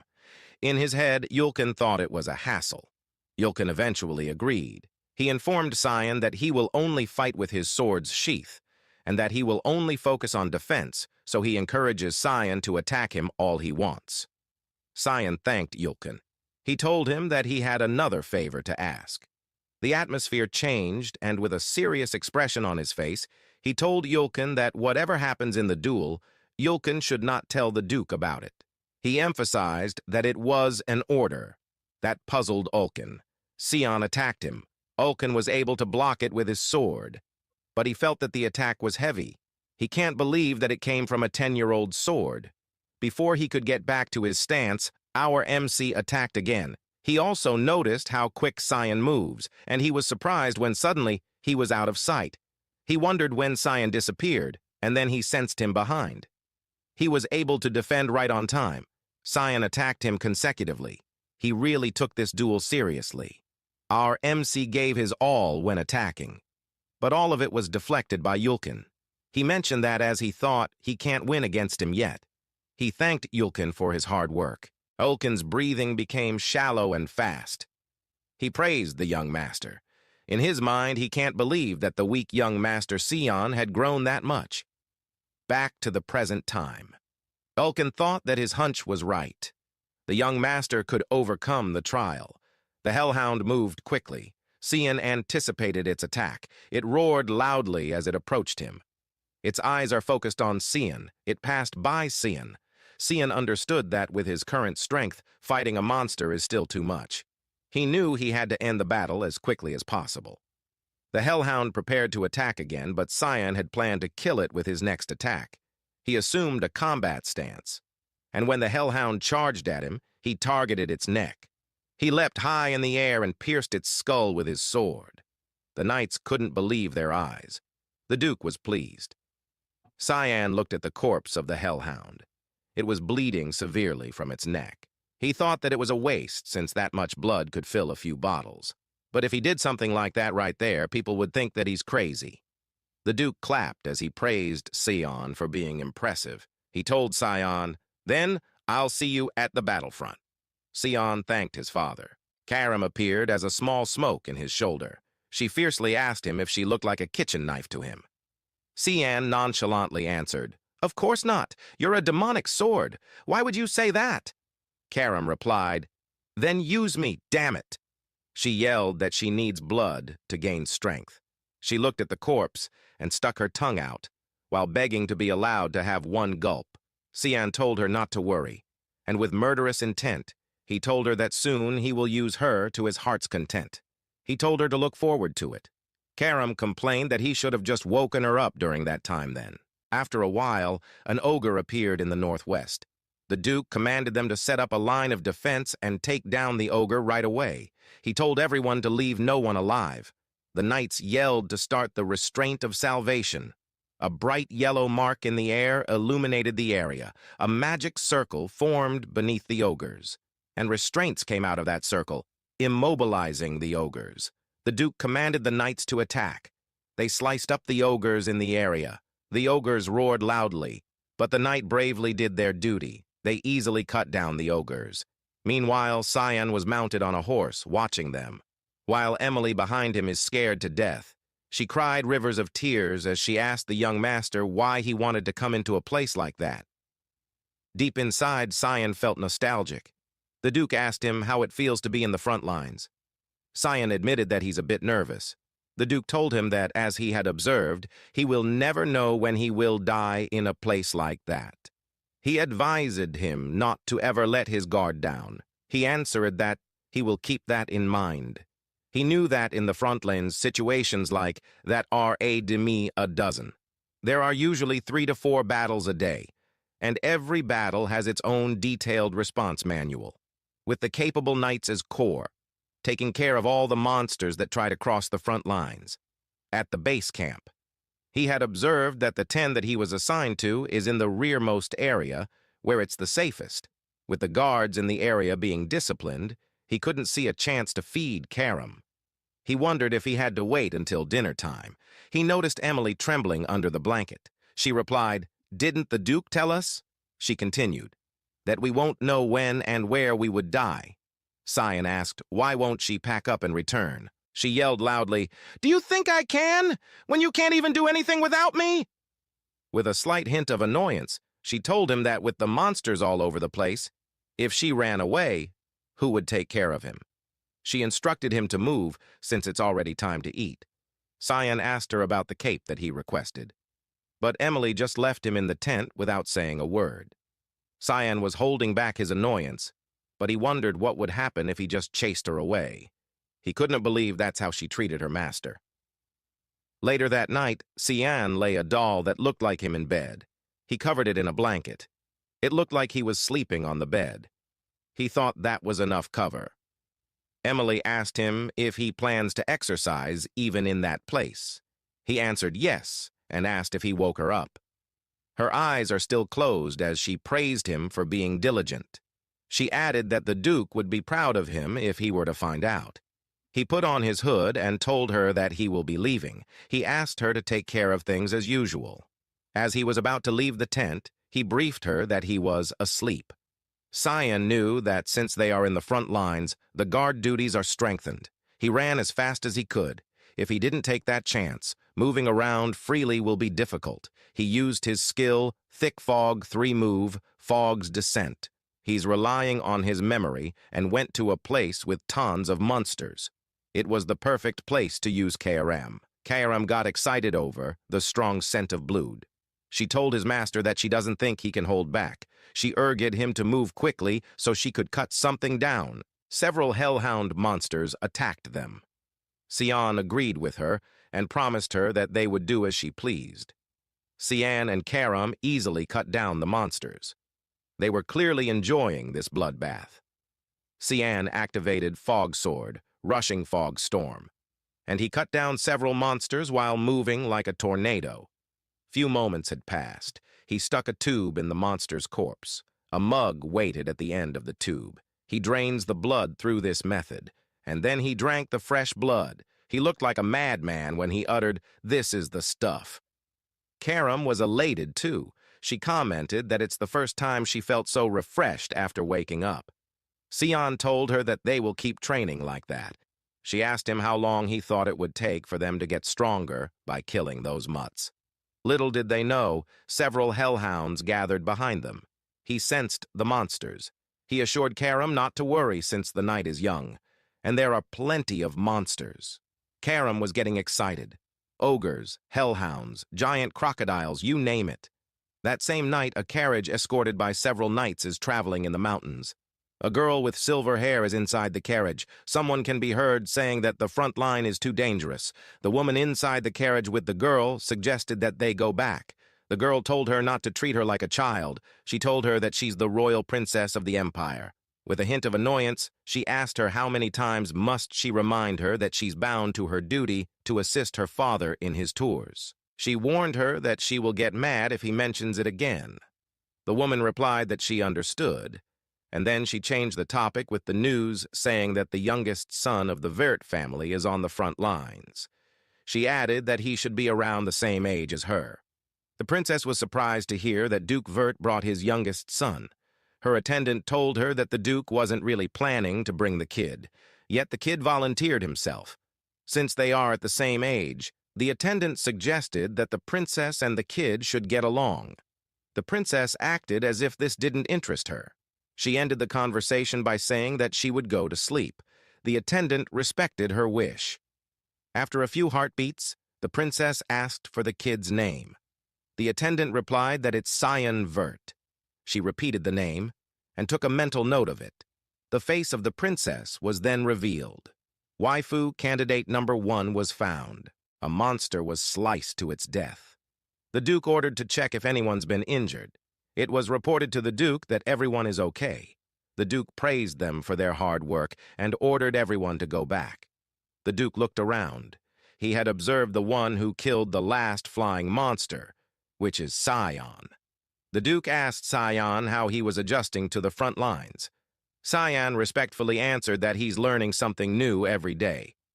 It wasn't what the Duke expected, since he thought Cian would want to hurry back. He commented that his son has endured for quite some time now, and he told him that he's proud of Cian. That caught Cian off guard. Before the Duke leaves, he told Cian that he had something to talk to him about tomorrow, so he wanted him to come to his tent early in the morning. Cian was surprised, since he had never seen his father's kindness before. The night came, and it had an eerie atmosphere. A monster with a long body came out from underground. Fortunately, Cian was quick on his feet, so he escaped it. It was a death worm. It's gigantic with the end of its body full of sharp teeth. It usually appears deeper into the valley. Karam uttered that her master must be struggling, so she offered to take over instead. But Cyan wasn't foolish, since he's aware of her schemes. Karam denied that it was her intention. She promised to just use it for a bit, then she'll allow him to take over. The deathworm's body had a bit of smoke on the rough surfaces. Karam pointed out that the deathworm immediately regenerates any shallow injuries, so it would be useless to attack it. Cyan knew that she's right, and might have to continue forever at that rate. It had already been a month since Sion went to the front lines. He had drunk the blood of countless demonic beasts, but he felt that still wasn't enough. The deathworm attacked him, and Sion thought he had no choice. He decided to play along with whatever Karam is planning for now. Karam got excited to go wild.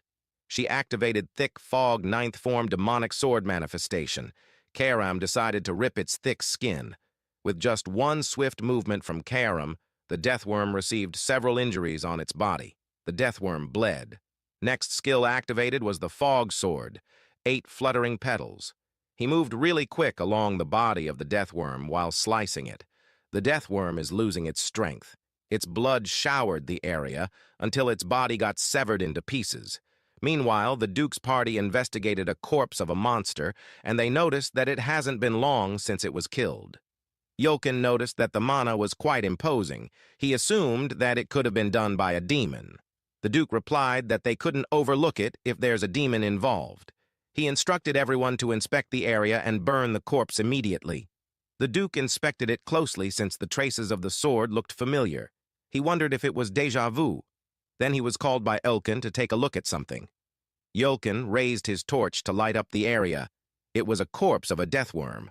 The Duke was surprised and curious on who would have slain a deathworm like that. This is the same deathworm that our MC had slain. He thought it might be the organization that he knew of. Demonic sword manifestation lets Karam took over Cyan's body so that she can use her true powers. But she can completely take over Cyan if he lets his guard down. Which is why Cyan thought that letting Karam take down just one monster is actually insane. He woke up feeling sore all over. He thought that it was a good thing that he drank all that demonic beast blood. Had it been a month ago, his body would have broken down. Karam suddenly uttered that she got everything now. Cyan couldn't follow what she said. She explained that it was just Cyan's outer appearance that's of a kid, but he doesn't act or talk like one. Karam noticed that the level at which he handled her is too proficient for a first-timer. In addition, he knew the entire geography of the Lamea Valley, too, and his sword techniques are that of mists, and it's as if he had trained it for 30 years at least. Plus, Cyan revealed that he already died once. That made Karam certain that he is a regressor. Cyan looked at her like she's a fool. He asked her if it wasn't implied when he told her that he had already died before. He thought he made it obvious enough. Karam was dumbfounded. Then she got mad and yelled how it was obvious when he hadn't explained shit. Cyan replied that he's too lazy for that. Karam changed the topic and commented that killing Cyan must have been hard. She had few theories on what happened to him. For example, he was killed by the owner of the Durand Ark, and there's 2 possibilities. He was either killed in a duel or betrayed, and she had a strong inkling at the latter. Cyan asked why. She explained that he looked at the holy sword like he stepped on shit. She would have been an idiot if she couldn't tell from that. Then she concluded that Cyan's goal must have been revenge. She gave him some advice, that if she catches him faltering or losing, she's going to swallow him up. He smacked her head and reminded her to know her place since he's not an idiot. Karam was left dizzy on the ground. In his head, Cyan remarked that she hasn't changed at all. She was exactly the same as she was in his previous life. Cyan then left the tent. He looked around and wondered what was going on since it seemed chaotic. Emily greeted him in a hurry. He asked her if something happened. Emily reported that high-level monsters were found near the entrance of the valley. Cyan was slightly nervous as he thought that she might be talking about the deathworm. Emily added that it had been so long since there was a sighting of a high-level monster near the camps. Cyan asked if there's anything else that she knew. That got her confused. Then he asked if there was anything else such as sightings of a suspicious person or something about Cyan. But before Emily could answer, Ulkin called the young master. He informed our MC that the Duke wanted to see him right away. Cyan was slightly nervous. He thought of the situation as a pain. Xian couldn't take care of the corpses last night because the soldiers suddenly appeared out of nowhere. He grits his teeth as he thought his plan of enjoying a quiet life before entering the academy would be ruined. He went to the Duke's tent and greeted him. He assumed that his father would notice that he was the one who killed the monsters. The Duke acknowledged his presence. Cyan was worried that he'll be asked about yesterday's incident. The Duke asked him to take a seat. Cyan looked serious and nervous as he anticipated the dreadful conversation. He's thinking hard on what kind of excuse he would make. The Duke told him that he'll be direct. He straightforwardly asked Cyan what he was doing last night. Cyan replied that he went to bed early since he's tired. The Duke finds that suspicious, since the traces of the sword reminds him of Cyan's sword technique. The Duke started thinking that he was just overthinking it. Cyan inquired why the Duke asked him about that. The Duke was absorbed in his thoughts. He rationalized to himself that it's impossible for a child that's as young as Cyan to slay a death worm. Seeing that his father was distracted, he called his attention. His father assumed that he already knew about what happened last night. His father decided to look more into it, and he suspects that it was the doing of a secret organization, MIST. Our MC then pretended that this was the very first time he heard about MIST. The Duke then explained that MIST is an organization that has existed since ancient times. They do not know their goals, but they have assassinated countless nobles under the excuse of purification. They're infamous for leaving behind a black fog wherever they are. But one day, they disappeared. They were last seen 100 years ago. But the corpse of the death worm from last night was shrouded in black fog. Black fog is the trace left behind by Earu, the god of darkness, the very god worshipped by the Mist and the source of their power. And the Duke has this assumption that it was the Mist that slayed the death worm and the other demonic beasts. Deep inside, Cyan was amazed by his father for being able to pinpoint who the culprit was, despite the organization having been last seen 3 centuries ago. The Duke admitted that they had no clue for the sudden appearance of the Mist, so he advised Cyan to be careful. Nonetheless, the Duke planned to notify the Empire about this and investigate further. With that, Cyan assumed his father had believed. In his mind, the Duke thought that it made no sense for Cyan to be involved with such an organization when he's that young. The Duke concluded that topic. He went to ask Cyan if he knew who's visiting them today. Cyan replied that he heard that His Majesty will be visiting, but he had no idea that it was today. The Duke asked him a favor regarding that. Cyan was slightly nervous with the Duke asking a favor. A few moments later, the horn blew, followed by the announcement that His Majesty, the Emperor, had arrived. All the knights, including the Duke, were on their knees as a sign of respect in greeting His Majesty. The Emperor excitedly called the Duke by his first name. His Majesty descended his horse. He lowered his knees and tapped the Duke by his shoulder and told him not to be so polite since they're old friends. And the Emperor saw Cyan. He was indifferent towards him. Cyan greeted His Majesty and introduced himself. His Majesty remarked that for a boy as young as Cyan to be residing in that kind of environment was proof that the Duke's children are different from the ordinary ones. Cyan's goofy face appeared when he thought of the favor that the Duke asked. He was scared at first, but it was just to appeal to himself as the Duke's son. In his past life, Cyan was always cooped up in the mansion when the Emperor visited. Now, Cyan was deeply touched by his father's trust. His Majesty told them that he wanted to introduce someone as well. A young lady stepped out of the carriage. She introduced herself as the 5th princess of the Ushif Empire. Her name is Erin Severus. Cyan recalled that she was the tragic 5th princess. A while ago, the Duke trusted Cyan to escort Princess Erin for the day. When the Duke told him that, he had no idea how. The Duke assured him not to worry about anything, since all he has to do is to keep her company. The Duke described the princess as the same age as Cyan, and they'll be seeing each other more often when they enter the academy. Cyan recalled seeing her in his past life in between classes. The Duke told him that there's no harm in becoming acquainted with someone of the royal family. The Duke expressed that they want him to get along. Internally, Cyan really didn't want to do it. But he understood his father's intentions. The Duke probably wishes that they would develop a friendship like what the Duke has with the Emperor. But Cyan thought that the Duke picked the wrong person for it. Princess Auron can't be his friend, although Cyan couldn't say anything since it's a future that is only known to him. He finds it annoying, but he decided to be obedient for now. He paid attention when Princess Auron started talking. The princess asked why the river is red. Cyan confirmed if she was talking about the Blood River. Cyan explained that it was a stream that runs through the entirety of the Lamea Valley. There isn't any complex reason as to why the water is red. The demonic beasts who are old or injured and can no longer fairly compete with others for survival will instinctively jump into the Blood River. The demonic beasts' corpses and bodily fluid will then melt into the river, turning it red from the decomposition by the mana.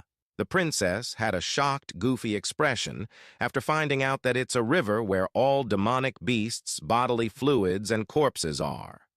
Cyan nonchalantly added that the demonic beasts drink and wash in it. He told the princess that it's very disgusting, so he advised her not to go in it. The princess had a disgusted expression when she asked what was at the end of the river. Cyan replied that it's the demon realm. The princess was extremely shocked. She wanted to confirm if it's really the place where the demons live. Cyan decided to tease her. With a funny, devilish grin, he told her that if she keeps following the river, she might even meet the Demon King. The princess was horrified. In his head, Cyan knew no sane person would do that. But he finds it amusing to make fun of her. All of a sudden, a bright light appeared that caught all of their attention. The princess asked what it was. Cyan explained that it was the 3rd sentry post in the west. A yellow light signifies incoming demonic beasts. The princess was surprised to hear that there are demonic beasts in there. The Duke immediately gave an order to protect the Emperor, and the Guardian Night Division troops would go with him to the 3rd sentry post in the west. The Emperor told the Duke, "Don't be like that, Villiers." The Duke was confused. He asks the Duke if he thinks he's there for a hike. He added that he's feeling bored, and to prove his point, the Emperor unsheathed his sword. The Duke signed and accepted the Emperor's wishes. The Emperor ordered his knights that they would join the demonic beast raid. He commanded them to focus on killing the demonic beasts until the raid was over. The Duke ordered Cyan to join too, which Cyan immediately agreed to. The princess asked him if he could fight the demonic beasts. Cyan answered yes, and shared that he's still supporting from the back. He told the princess to get back to the shelter. Unexpectedly, the princess demanded to take her with him. In his head, Cyan wondered what the hell that kid was saying. The princess insisted that they're the same age, so she can come too. With a bored expression, Cyan told her that people die in battle, and he emphasized that it's not a playground. The princess did not back down with her demand. Cyan was holding back his annoyance when he called Yulkin. Yulkin appeared and uttered that he will substitute the royal knights and escort Her Highness to safety in camps. Yulkin invited the princess to go. The princess looked at him as if she's intimidated. She pointed her fingers on Cyan and called him impudent for daring to treat her, a princess, that way. Cyan got closer to her. His eyes are wide and his tone is firm when he told her that dozens of knights might die because of her stubbornness. He added that a split-second decision can decide her fate of either dying or surviving in a war. Being extremely intimidating, he asked her if she can take responsibility for all those lives. The princess became teary-eyed. When he was about to leave, he told her to go back if she's going to cry like a child. The princess, Yulkin, and the maid were left standing there. The monsters were in the area, and it looked like a giant slime that gobbled up several humans. The Duke ordered them not to fall back. When they were close to the monster, he instructed everyone to halt, so they can get back to formation. Then he commanded for everyone to protect His Majesty and slay all the monsters, and not spare even a single of them. In high spirits, everyone got moving. Dione Severus, the emperor of the Ushif Empire, had 2 wives. Diana Quizelle was the first wife, but she is now dead. Cassandra Nepellus is the second wife and considered the prominent judiciary of the empire.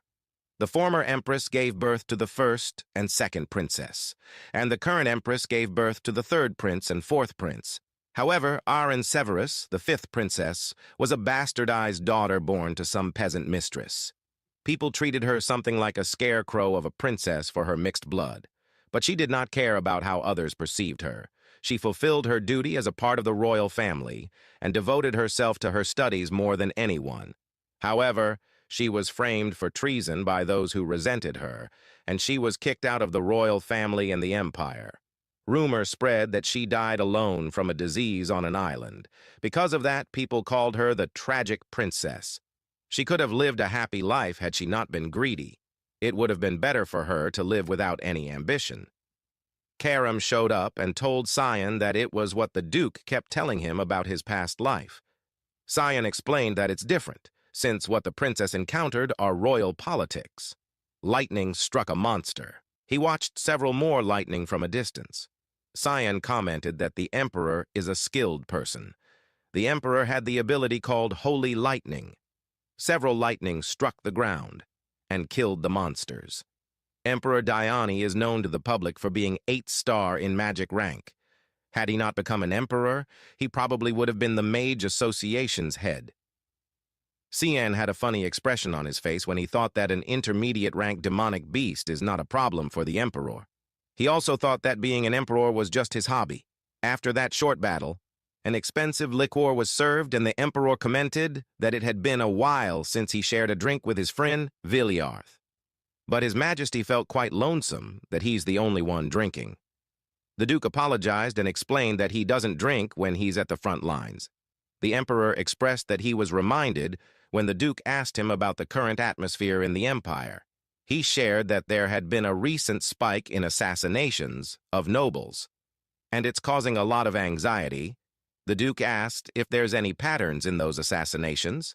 The emperor replied yes. All of the assassinated nobles were corrupt officials. Plus, Black Fog was present at all of the murder scenes. The emperor inquired if the Duke had any idea. The Duke shared that he found traces of them at the battlefront. It seemed like the Mist followers have been on the move again. The emperor answered that it made sense, but he instructed the Duke to look into it more. The emperor expressed that he appreciated the Duke for taking care of the garbage, but he can't just sit by and watch as the people grow more anxious. The emperor shared that there's something else that concerns him. It was because some damn noble was blabbering that everything was the fifth princess's fault. The Duke wanted to verify if the emperor meant that there were people trying to tie Princess Erin to those incidents. The emperor shared that he suppressed them by shrugging it off as nonsense, but it seemed like there's a group that wants to use her. The emperor asked the Duke for a favor as a friend and not as an emperor. He told him that if he ends up dying before the Duke, he requested for the Duke to take care of that child. Viliarth Vert responded that he will carry out His Majesty's orders to completion. The emperor thanked him. Later that day, rain started pouring down, and everyone was inside their tent, including Emily, who was confused if that was everything.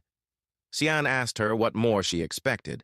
Emily emphasized that it was a princess, and he left her just like that. Emily scolded him by commenting that he won't ever get married if that went on.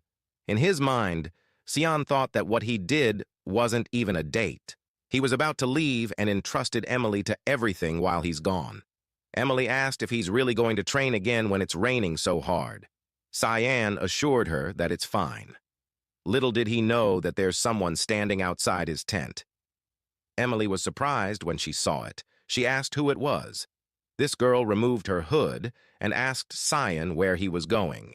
It was Princess Erin, and she invited Cian for a chat, if he was not busy. Emily was pumped up to see Her Highness. She looked like a fangirl. They went inside the tent. Outside, the royal knights guarded it. Princess Erin inquired as to how long it had been since Cian got there. He told her that it had been a month. He asked her why she came to see him. Princess Erin hesitated to answer. She then asked if the maid can be excused for a while since she keeps staring with dopey eyes.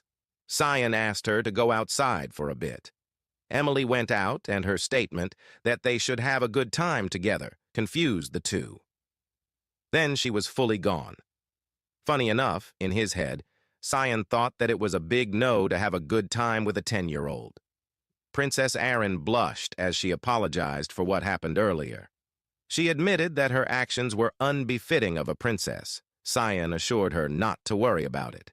He apologized for being rude to her. She laughed and expressed that she would have said the same thing if she was in his place. She commented that Cyan is acknowledged by a lot of people unlike her, and he's a lot more mature. From her words, Cyan understood her personality. Princess Erin asked if he's entering the academy too, and she was about to offer friendship, but before she could finish her sentence, Cyan cut her off with an apology, as he told her that he believes that he won't be any help to her. The princess was rattled to the core upon hearing that. Then Cyan told her that if she's there to make friends, she should just leave. Princess Erin told him that she wanted them to be on good terms, and he's being harsh. Even with tears streaming down her face, she had a menacing aura as she asked him if he also thinks of her as a shell of a princess. Cyan remained silent. Then Princess backed off by saying that she understood that there's no benefit in being friends with her. Then she apologized for wasting his time. She expressed that she was short-sighted for thinking that they could at least talk. Then she told him that he's completely different from Sir Asshel. That struck a nerve in Cyan. It evoked certain feelings in him. He grabbed her arm. Princess Erin yelled, "What's wrong with him?" But Cyan had murderous eyes as he inquired on how she knew his brother. She explained that she got to know him when she was touring the Royal Academy last year, and he advised her not to care about what others think, and that she should just fulfill her role as a princess. In his mind, Cyan thought that as if it was advice. He knew that demonic bastard's personality better than anyone. Then he realized that it all had begun when his brother met Princess Erin. He was pertaining to the plan to bring down Princess Erin. Cyan warned the princess, but their conversation got cut off with a loud noise. Immediately, Emily ran inside the tent. She told him to run, but the roof of the tent had already been broken, and then there was a loud impact from an attack. The knights cursed as they watched a gigantic ogre swing its bat-like weapon in the young master's tent. They hurried to check the condition of the young master. Emily saw the weapon that pierced the ground. Her tears fell as she was overwhelmed with worry. She loudly called out to the young master. The monster's features were then revealed. This one looked like a giant ogre. The scene then shifted towards this place where the Emperor's voice was heard as he was surprised. They just received the report. Those advanced rank demonic beasts ambushed the rear camps of the border regions, and the princess was there when it happened. The Emperor immediately gave an order for everyone of the Imperial Army to head to the rear camps. Their priority is to secure the safety of the princess. The Emperor wondered who she was going to see in the rear camp. Several ogres were there. Cyan, our MC, was still alive. He watched them behind the debris. Death worms were in the mix, too. He, Emily, Princess, Erin, and other knights were hiding behind a rock.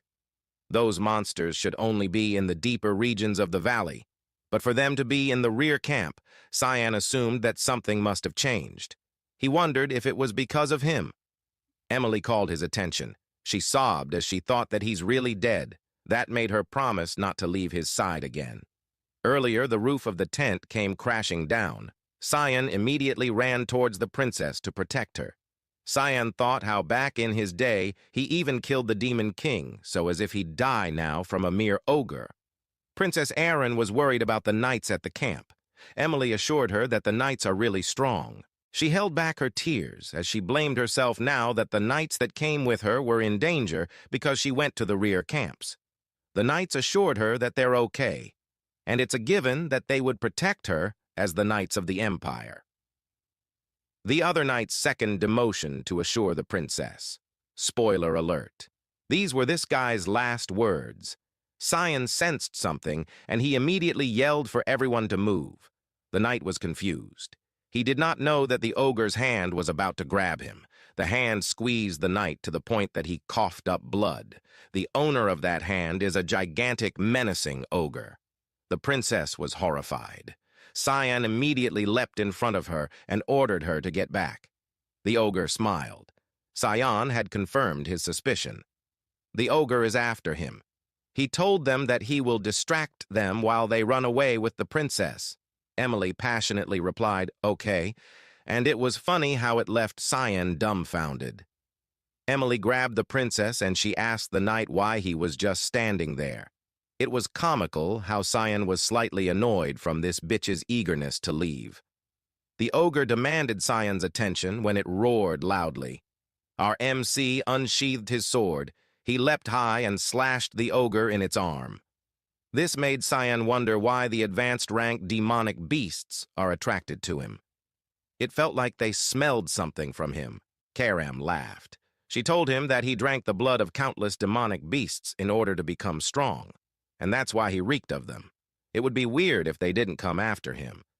Cyan was surprised and slightly annoyed that Karam knew about it, and she only told him about it just now. Karam grinned at him and asked if he forgot that she wanted his body. Our MC grabbed her tightly and made her groan, and Cyan assumed a combat stance. Karam asked what he was doing and requested for him to treat her better, to which Cyan replied, "Shut up." He stood in front of the ferocious ogre and uttered that he doesn't care, on how many monsters would come at him.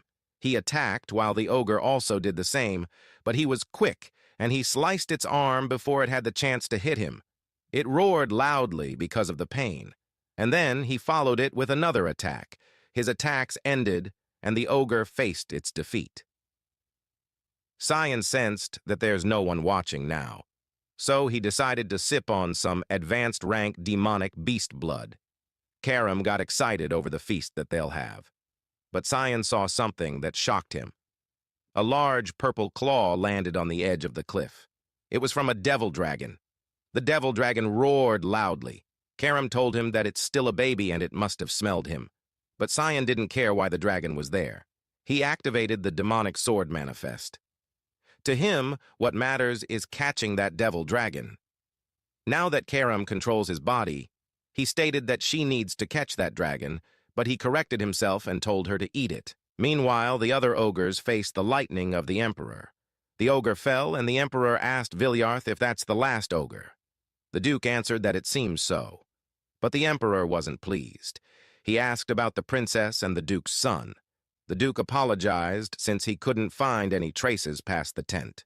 The Emperor told him that it's fine since he knew the Duke is also worried for his son. The Duke replied that there's no need to worry about him since what matters at that moment is the princess. The Emperor had a funny expression on him that conveys that he was about to scold the Duke, but he commented that the Duke is being cold. The Duke replied that Avert should know how to watch out for himself. A knight reported that they found the princess. The Emperor asked him if he's really sure. Then the princess appeared. The Emperor immediately called out her name. He grabbed her shoulder as he inquired if she's hurt. But Princess Aeryn was in panic as she informed his father that they had to hurry and save him. The Emperor asked who she was referring to. Princess Aeryn cried as she told him it's Cyan, and she blamed herself. Behind the Emperor is the Duke, who had a stiff posture. The Emperor asked the princess to calm down and tell him what's going on. The Duke approached Emily and inquired if he's Cyan's maid. With a scary expression, the Duke asked her if something happened to Cyan. Emily trembled in fear. She had never seen the Duke being that scary before. She stuttered as she explained that the young master acted as a bait in order to give them time to run away. The Duke's brows furrowed.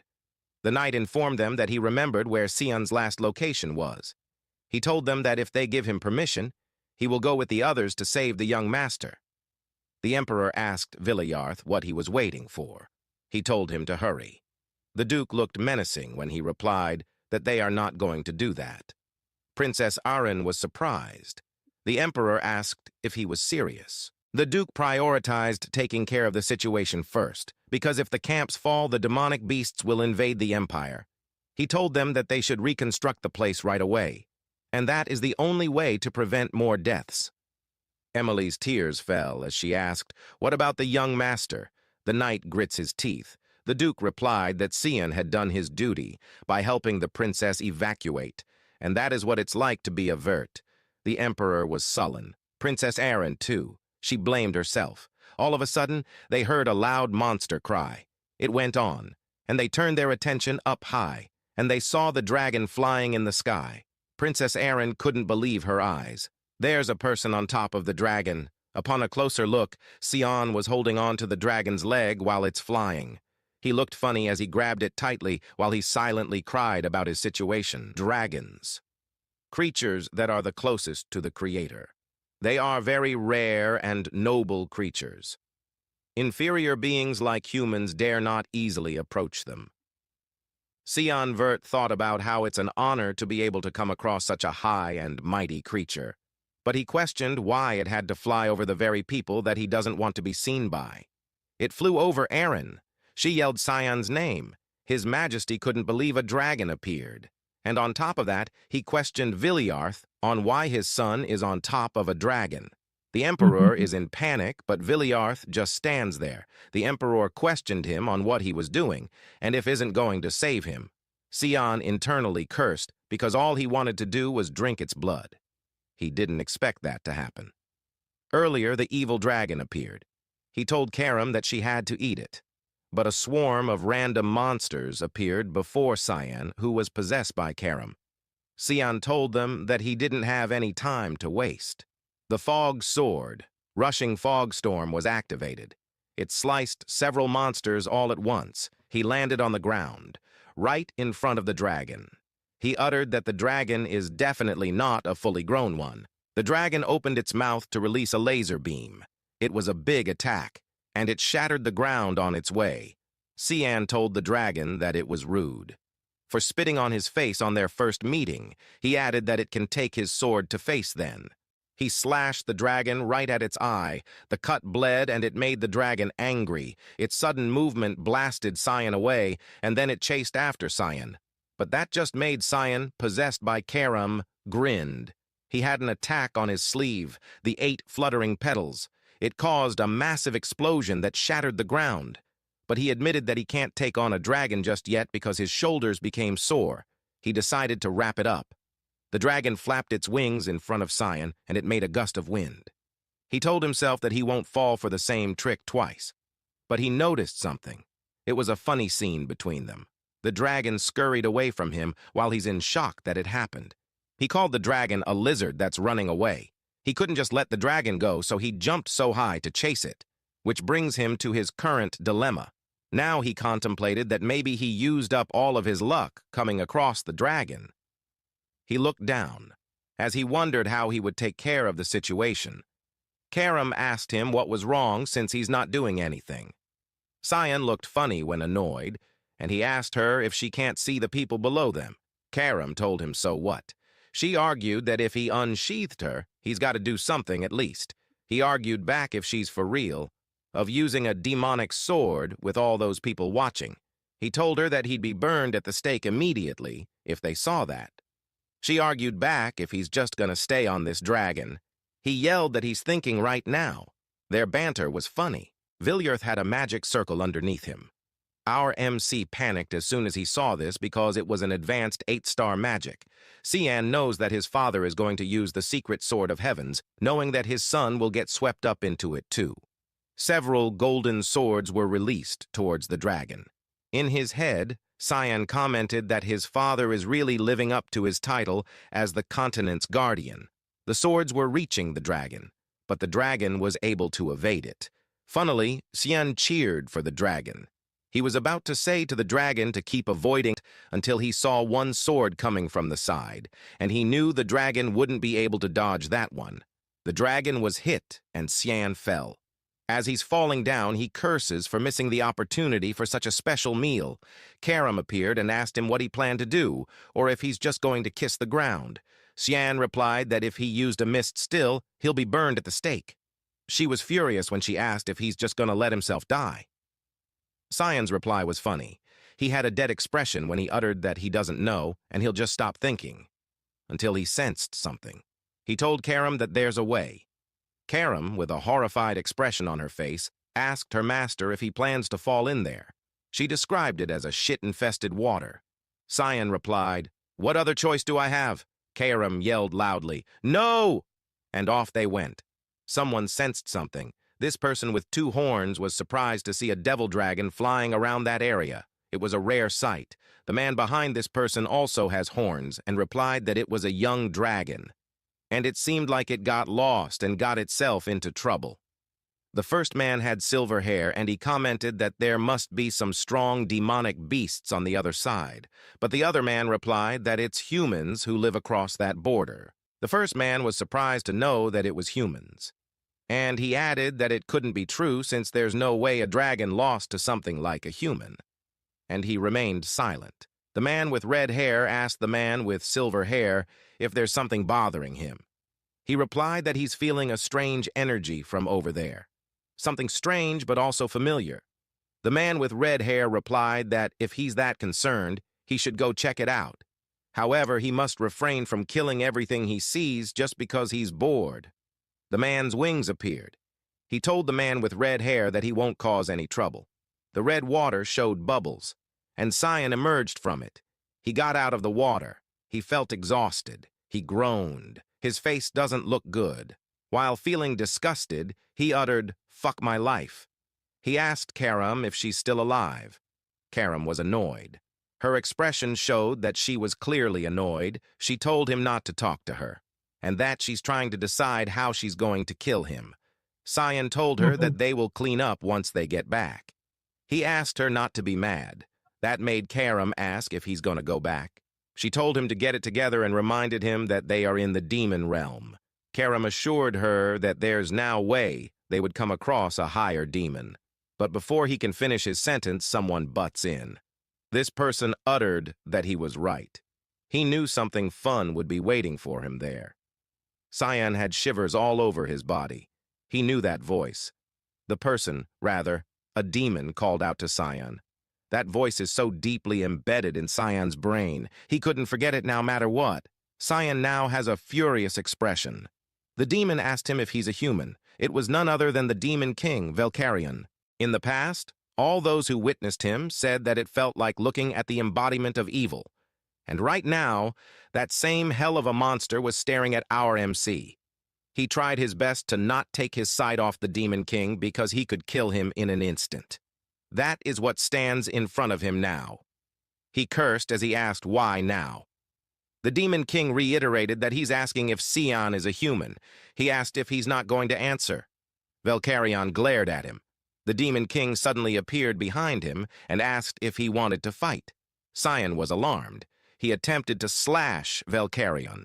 He managed to cut a strand of his hair which surprised the Demon King. And then, the Demon King, Velkarion, laughed. He had a relaxed expression as he commented that he heard that humans are a kind with infinite potential, and he expressed that it might be true. Karam asked who that is. Cyan replied that it was a Demon King. That surprised Karam. She asked how the hell is he going to defeat the Demon King in the state that he's in right now. Cyan knew it was impossible, and he could only try running away. His hands trembled. He wondered if he could survive against Velkarion. The Demon King then told him to relax. He asked Cyan what he was going to do to a kid like him. He assured him that he can calm down. He laid leisurely on the ground to prove his point, that he's not going to do anything. He uttered that, even if he's an asshole, he won't fight kids. Cyan made a funny expression because of the random action of the Demon King. Velkarion asked again if he's human. Cyan replied yes. The Demon King inquired how he got there. He explained that it's because of the current of the water. The Demon King asked if it was his first time in the demon realm. The demon tried to tease him since he felt a strange aura from Cyan. He inquired who he was. Cyan, who's now sweating, replied that he's a normal human. The Demon King replied that he's a normal human, but it felt like he knew the Demon King. Cyan replied that they have never met before. The Demon King replied that it's true since he had never seen a human before, so he wondered when Cyan could have seen him then. Cyan asked the Demon King why he was there. In his head, he noted the relaxed manner of the Demon King, and he wondered if he's the same Demon King that he knew. The Demon King explained that he felt a strange energy while making his rounds. Cyan inquired about making rounds. So, Velkarion elaborated that, as the Demon King, it's given that he would watch over the lands he rules, but he stopped explaining mid-sentence. He sat down and asked Cyan what he just said. Cyan replied that he was explaining that it was a given for him to watch over the lands he rules as the Demon King. And then Velkarion had a funny expression when he asked Cyan if he wasn't shocked since he said that he's the Demon King. And that's when Cyan was caught. The Demon King realized that he was right. Cyan knew him from somewhere. Because what kind of kid in the world would react like he did? Velkarion even asked if his mom never threatened him by saying that the Demon King will take him away if he's not a good boy. Cyan thought that there's no way that is the same Demon King that he knew of. He assumed that if things go like in his past, the demon's invasion should start soon, but he observed that the Demon King in front of him doesn't seem like someone who would do that. So Cyan started thinking that if this is Velkarion's true self, then what triggered him to change? He asked Velkarion, if he really is a Demon King, what is it that he wished to accomplish? The Demon King smiled and commented that for Cyan to ask a demon such a question, he's quite bold, but he answered that he just wants his people to live good lives and eat well. Though the Demon King expressed with all seriousness that if anyone dares to get in the way, he will kill them all, because that is his duty as the Demon King. Cyan felt shivers all over his body. He thought to himself that it was just for a moment, but he definitely felt it. The true monstrosity of the Velkarion he knew in his past life. Cyan understood that it's repressed now, but some incident must have removed the chains on that side of the Demon King.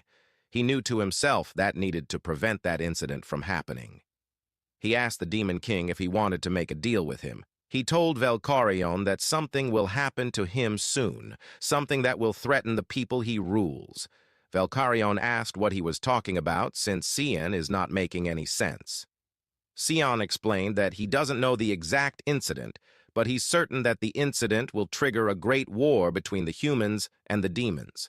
The Demon King got up. Now he's agitated. He asked if Cyan meant that he, the Demon King, would want to take their lands in the future.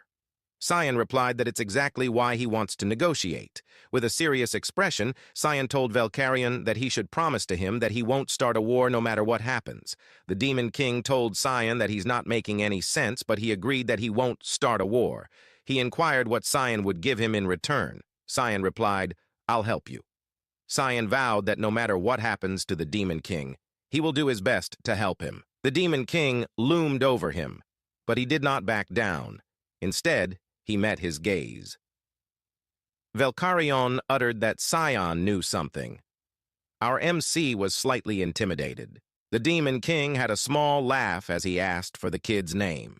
He then introduced himself as Cyan Vert. Then the Demon King promised Cyan Vert that as the owner of the demon realm, he will not invade the human lands no matter what happens. Velkarion's wings had appeared. He flew in the sky, but before he went, he reminded Cyan to take responsibility for his own promise too. After all, a deal is a deal. Cyan met his gaze and nodded. The Demon King declared that their deal was sealed.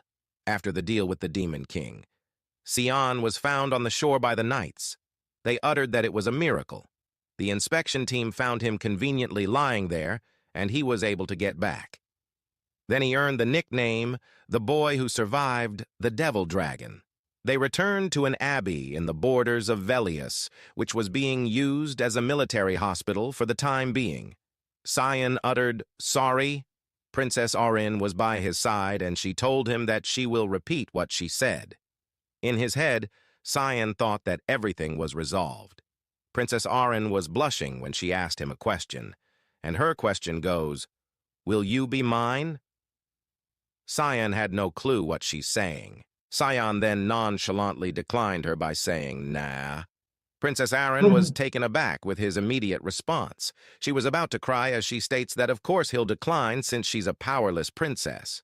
In his head, Cyan commented that she's really getting on his nerves. He knew that she was powerless.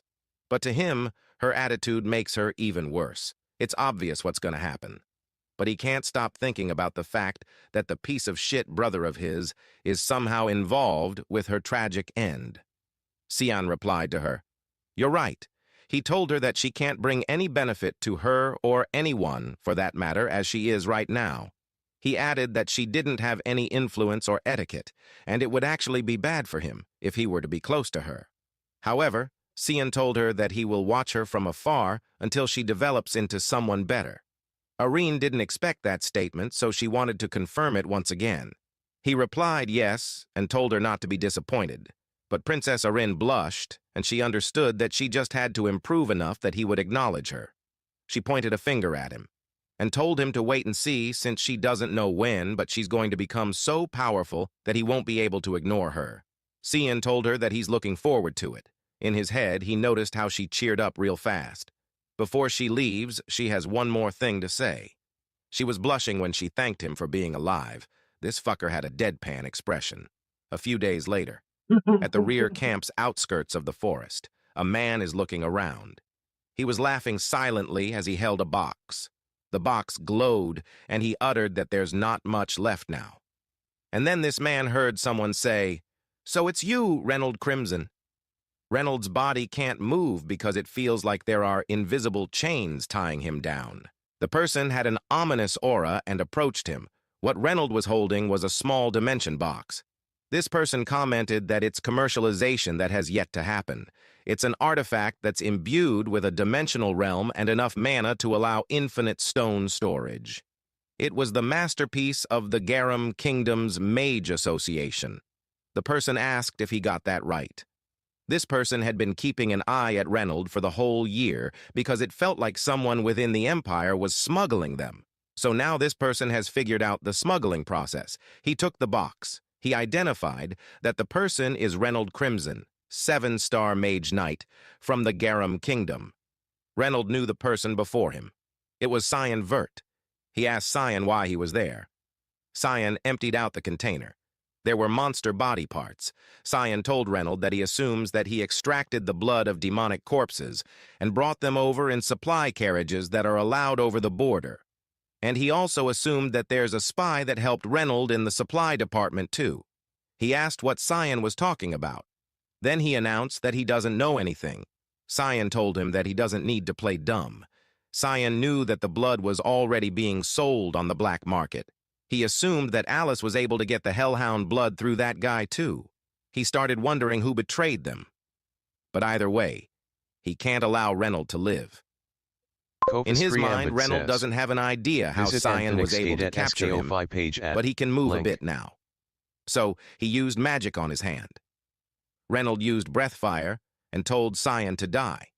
He told Sion that the consequences of letting the guard down is death.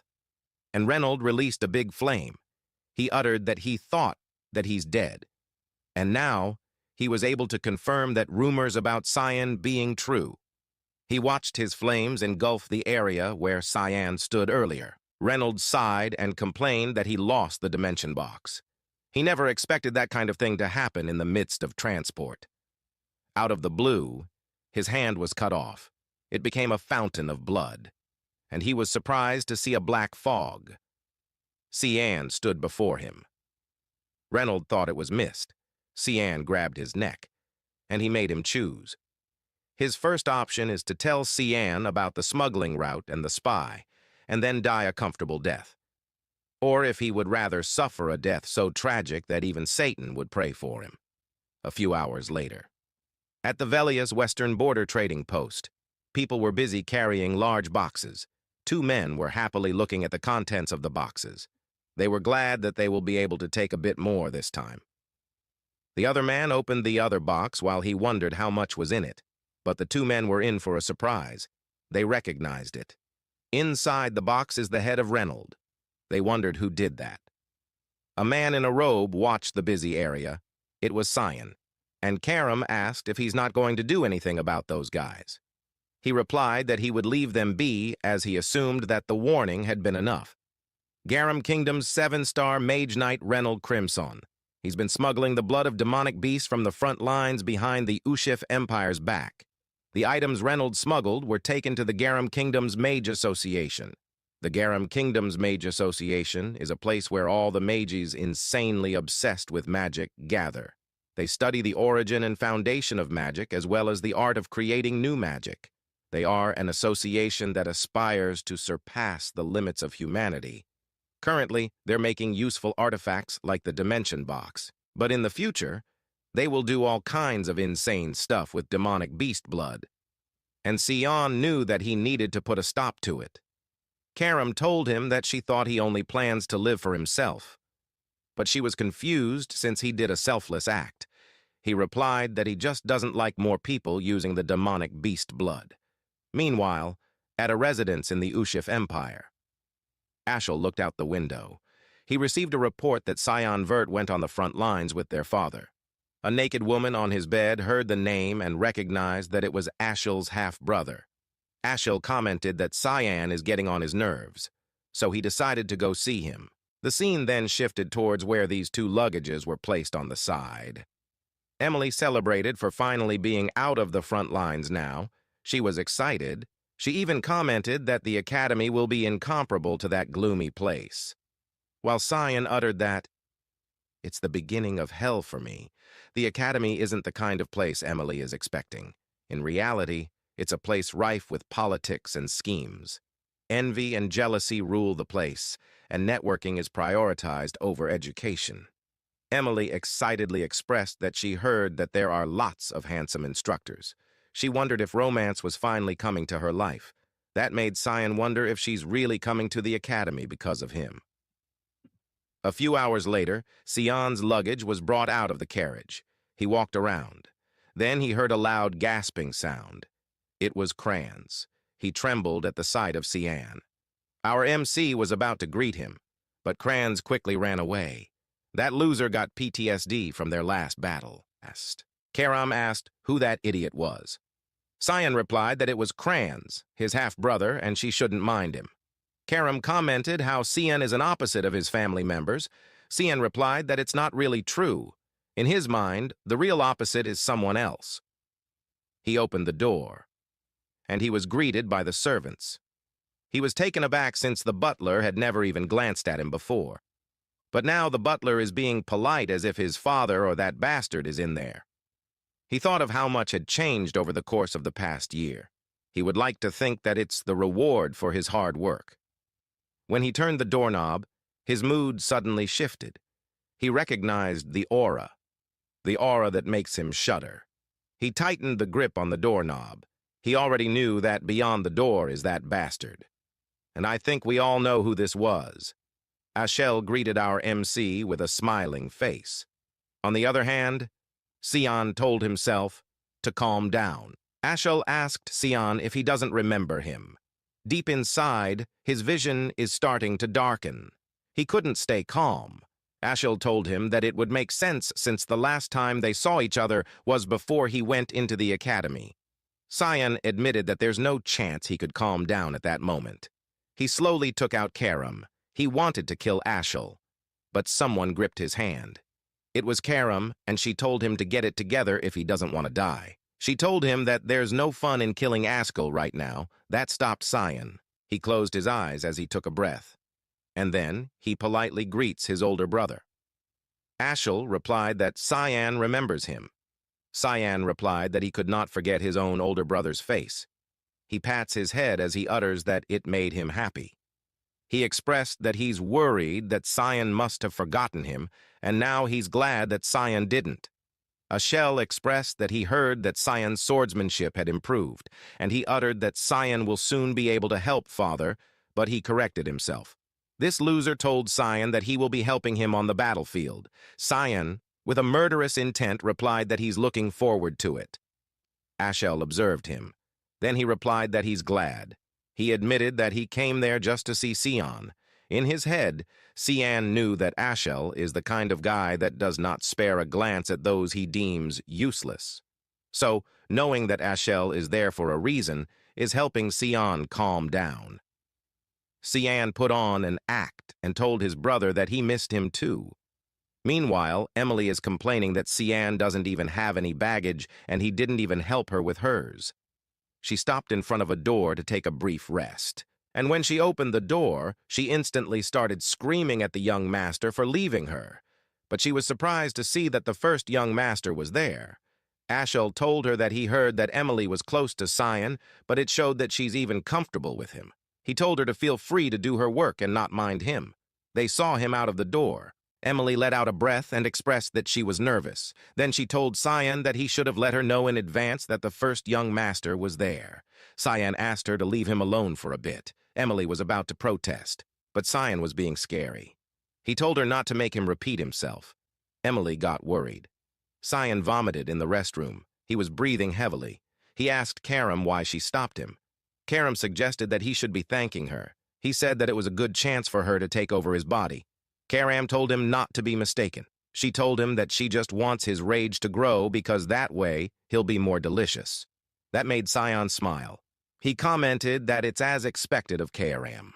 Along the hallway, someone walked, and that person arrived at the front of the door. Ashel told this person to come. This man reported to Ashel that he tracked down the second young lady as ordered. Ashel asked where she was. The man reported that she's in the north, in the territory of the White Elves, Fruina. He knew that Fruina is famous for hating outsiders. That made him comment that his sister is skilled with dealing with people. He asked the man to report to him when his sister was preparing to come back. The man asked Ashel if something good happened. Ashel asked the man what he thought. The man replied that Ashel looked brighter than usual. He inquired if meeting with the young master was amusing. Ashel replied that he could put it that way, but he told the man that he's wrong, and he admitted that he's in a terrible mood. The man apologized. Ashel recalled Cyan's murderous eyes. He described that it was as if Cyan was looking at his lifelong nemesis. He wondered if he just misunderstood it. He expressed that Cyan is getting on his nerves and he'll have to keep an eye on him. The man assured Ashel that he's going to assign someone to do that. Ashel stared at the view outside his window. He once again recalled Cyan's eyes. He wondered what Cyan Vert was hiding. The day when Cyan needed to go has finally come. A carriage was already waiting outside the mansion. Several knights were also present. We then see Emily fuming in anger as she told her young master that she was disappointed in him. Cyan replied that it was not his fault that he can only take a knight escort to the academy. Turns out she was disappointed because she will not be able to go and accompany Cyan. She whined that her young master should have informed her beforehand. But since there's really nothing they could do now, our MC bid his goodbye. He even advised Emily to be good. And even if she was a little bit mad, this maid wished Cyan the best. Cyan had this smug look on his face as he told the carriage that they could go now. The carriage immediately started moving as soon as they heard Cyan's request. Emily was dumbfounded that her master would just leave like that. She then screamed at the top of her lungs that Cyan should not feel down even if he gets bullied. Emily waved goodbye while telling our MC to take care of himself. In his mind, that's very like her to say. He then recalled a certain memory when he was 8 years old. Cyan was so sick with a fever that he was already repeatedly losing his consciousness. No one was there to take care of him, except for one person. This lady carried him on her back even if it was raining heavily outside. And it was none other than Emily. She sprinted to the nearest doctor back then and didn't stop screaming for help. Luckily, one old man opened the door of his clinic and asked them to immediately come inside. Emily did her best just to make her young master feel better. Cyan knew that if it weren't for her, he probably would have been found dead somewhere in the mansion. For our MC, Emily is one of the people he cherishes the most. He then showed his bright smile at her while reminding her to act right, or she'll end up dead by his hand. Emily knew that this was her master's way of expressing himself. She then exclaimed that she was not able to hear the parting words of Cyan. After that emotional farewell, Cyan sat back up and had this satisfied look on his face. His expression changed.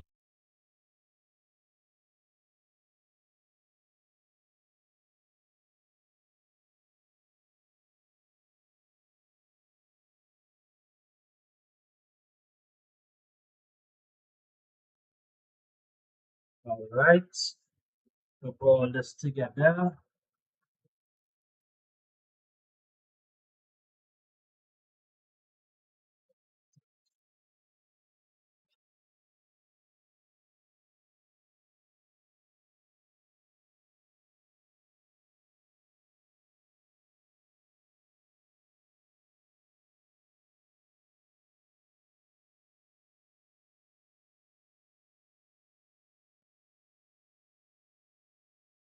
Alright, guys, I'm gonna have to call it a, but I eat something, so I'll be back.